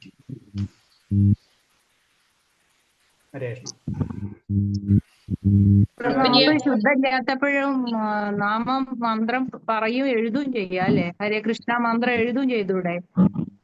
മന്ത്രം എഴുതുന്നോണ്ട് കുഴപ്പമില്ല, പക്ഷെ മന്ത്രം ചൊല്ലുന്നതാണ് നല്ലത്. കാരണം എന്ന് വെച്ച് കഴിഞ്ഞാല് മന്ത്രം എഴുതുന്ന നമ്മൾ മാല കൈപിടിച്ചിട്ടല്ലേ ചൊല്ലണം. ഇത് മാലയ്ക്ക് തന്നെ സെറ്റും പറഞ്ഞു കഴിഞ്ഞാല് നമ്മൾ കുറെ നാള് മാല ചെല്ലുമ്പോ മാലയ്ക്ക് തന്നെ പവർ വരും. നമ്മളെ മാലമ്മ തന്നെ അതിന്റെ വ്യത്യാസങ്ങൾ വരും. കാരണം അപ്പൊ പിന്നെ നമ്മൾ മാല ചെല്ലുന്ന സമയത്ത് പിന്നെ നമ്മള് അധികം സംസാരിക്കാൻ പാടില്ല. അതൊക്കെ അതിന്റെ ഇതാണ്. നമ്മൾ അധികം ചിന്തിക്കാൻ പാടില്ല. അതെന്ന് പറഞ്ഞല്ലേ, സത്യം ആ ലെവലിലേക്ക് വരും. നമ്മളെ പറ്റി പഠിക്കണ്ട നമുക്ക്. നമ്മൾ പറഞ്ഞ ആചാര്യന്മാരുടെ ലെവലിലൊക്കെ വരുമ്പോ അവര് സത്യമേ പറയുള്ളൂ, അല്ലെങ്കിൽ അവര് പറഞ്ഞത് സത്യമായിട്ട് മാറും. മനസ്സിലായി? അതാണ് അതിന്റെ പ്രത്യേകതകൾ. മാല നമ്മളെ കൗണ്ടിങ് നമ്മൾ ആദ്യം പറയും, പക്ഷെ അതിനെല്ലാത്തിനും അതിൻ്റെതായ ആത്മീയമായിട്ടുള്ള കാര്യങ്ങൾ വന്നു തുടങ്ങും. അത് പെട്ടെന്നല്ല, പതുക്കെ പതുക്കെ. ചിലപ്പോ ഈ ജന്മത്തിലായിരിക്കില്ല, ചിലപ്പോ അടുത്ത ജന്മത്തിലായിരിക്കാം. എന്നാലും അത് ഹരേ കൃഷ്ണ. വേറെന്തെങ്കിലും? ഹരേ കൃഷ്ണ. ഹരേ കൃഷ്ണ. ശരി, അപ്പൊ നമുക്ക് ഇതിനകത്ത് കഴിഞ്ഞ് നാളെ തുടങ്ങാം നമുക്ക്. ഓക്കെ. വാഞ്ചകൽപരൂപച്ച കൃപാസന്ധ്യാപച്ച പതിനാം ഭാവനേഭ്യ വൈഷ്ണവേഭ്യ നമാനന്ദ കോടി വൈഷ്ണവ ഭക്തപ്പിച്ച് ഹരേ കൃഷ്ണ. എല്ലാവർക്കും പ്രണാമം. ഹരേ കൃഷ്ണ. ഹരേ കൃഷ്ണ.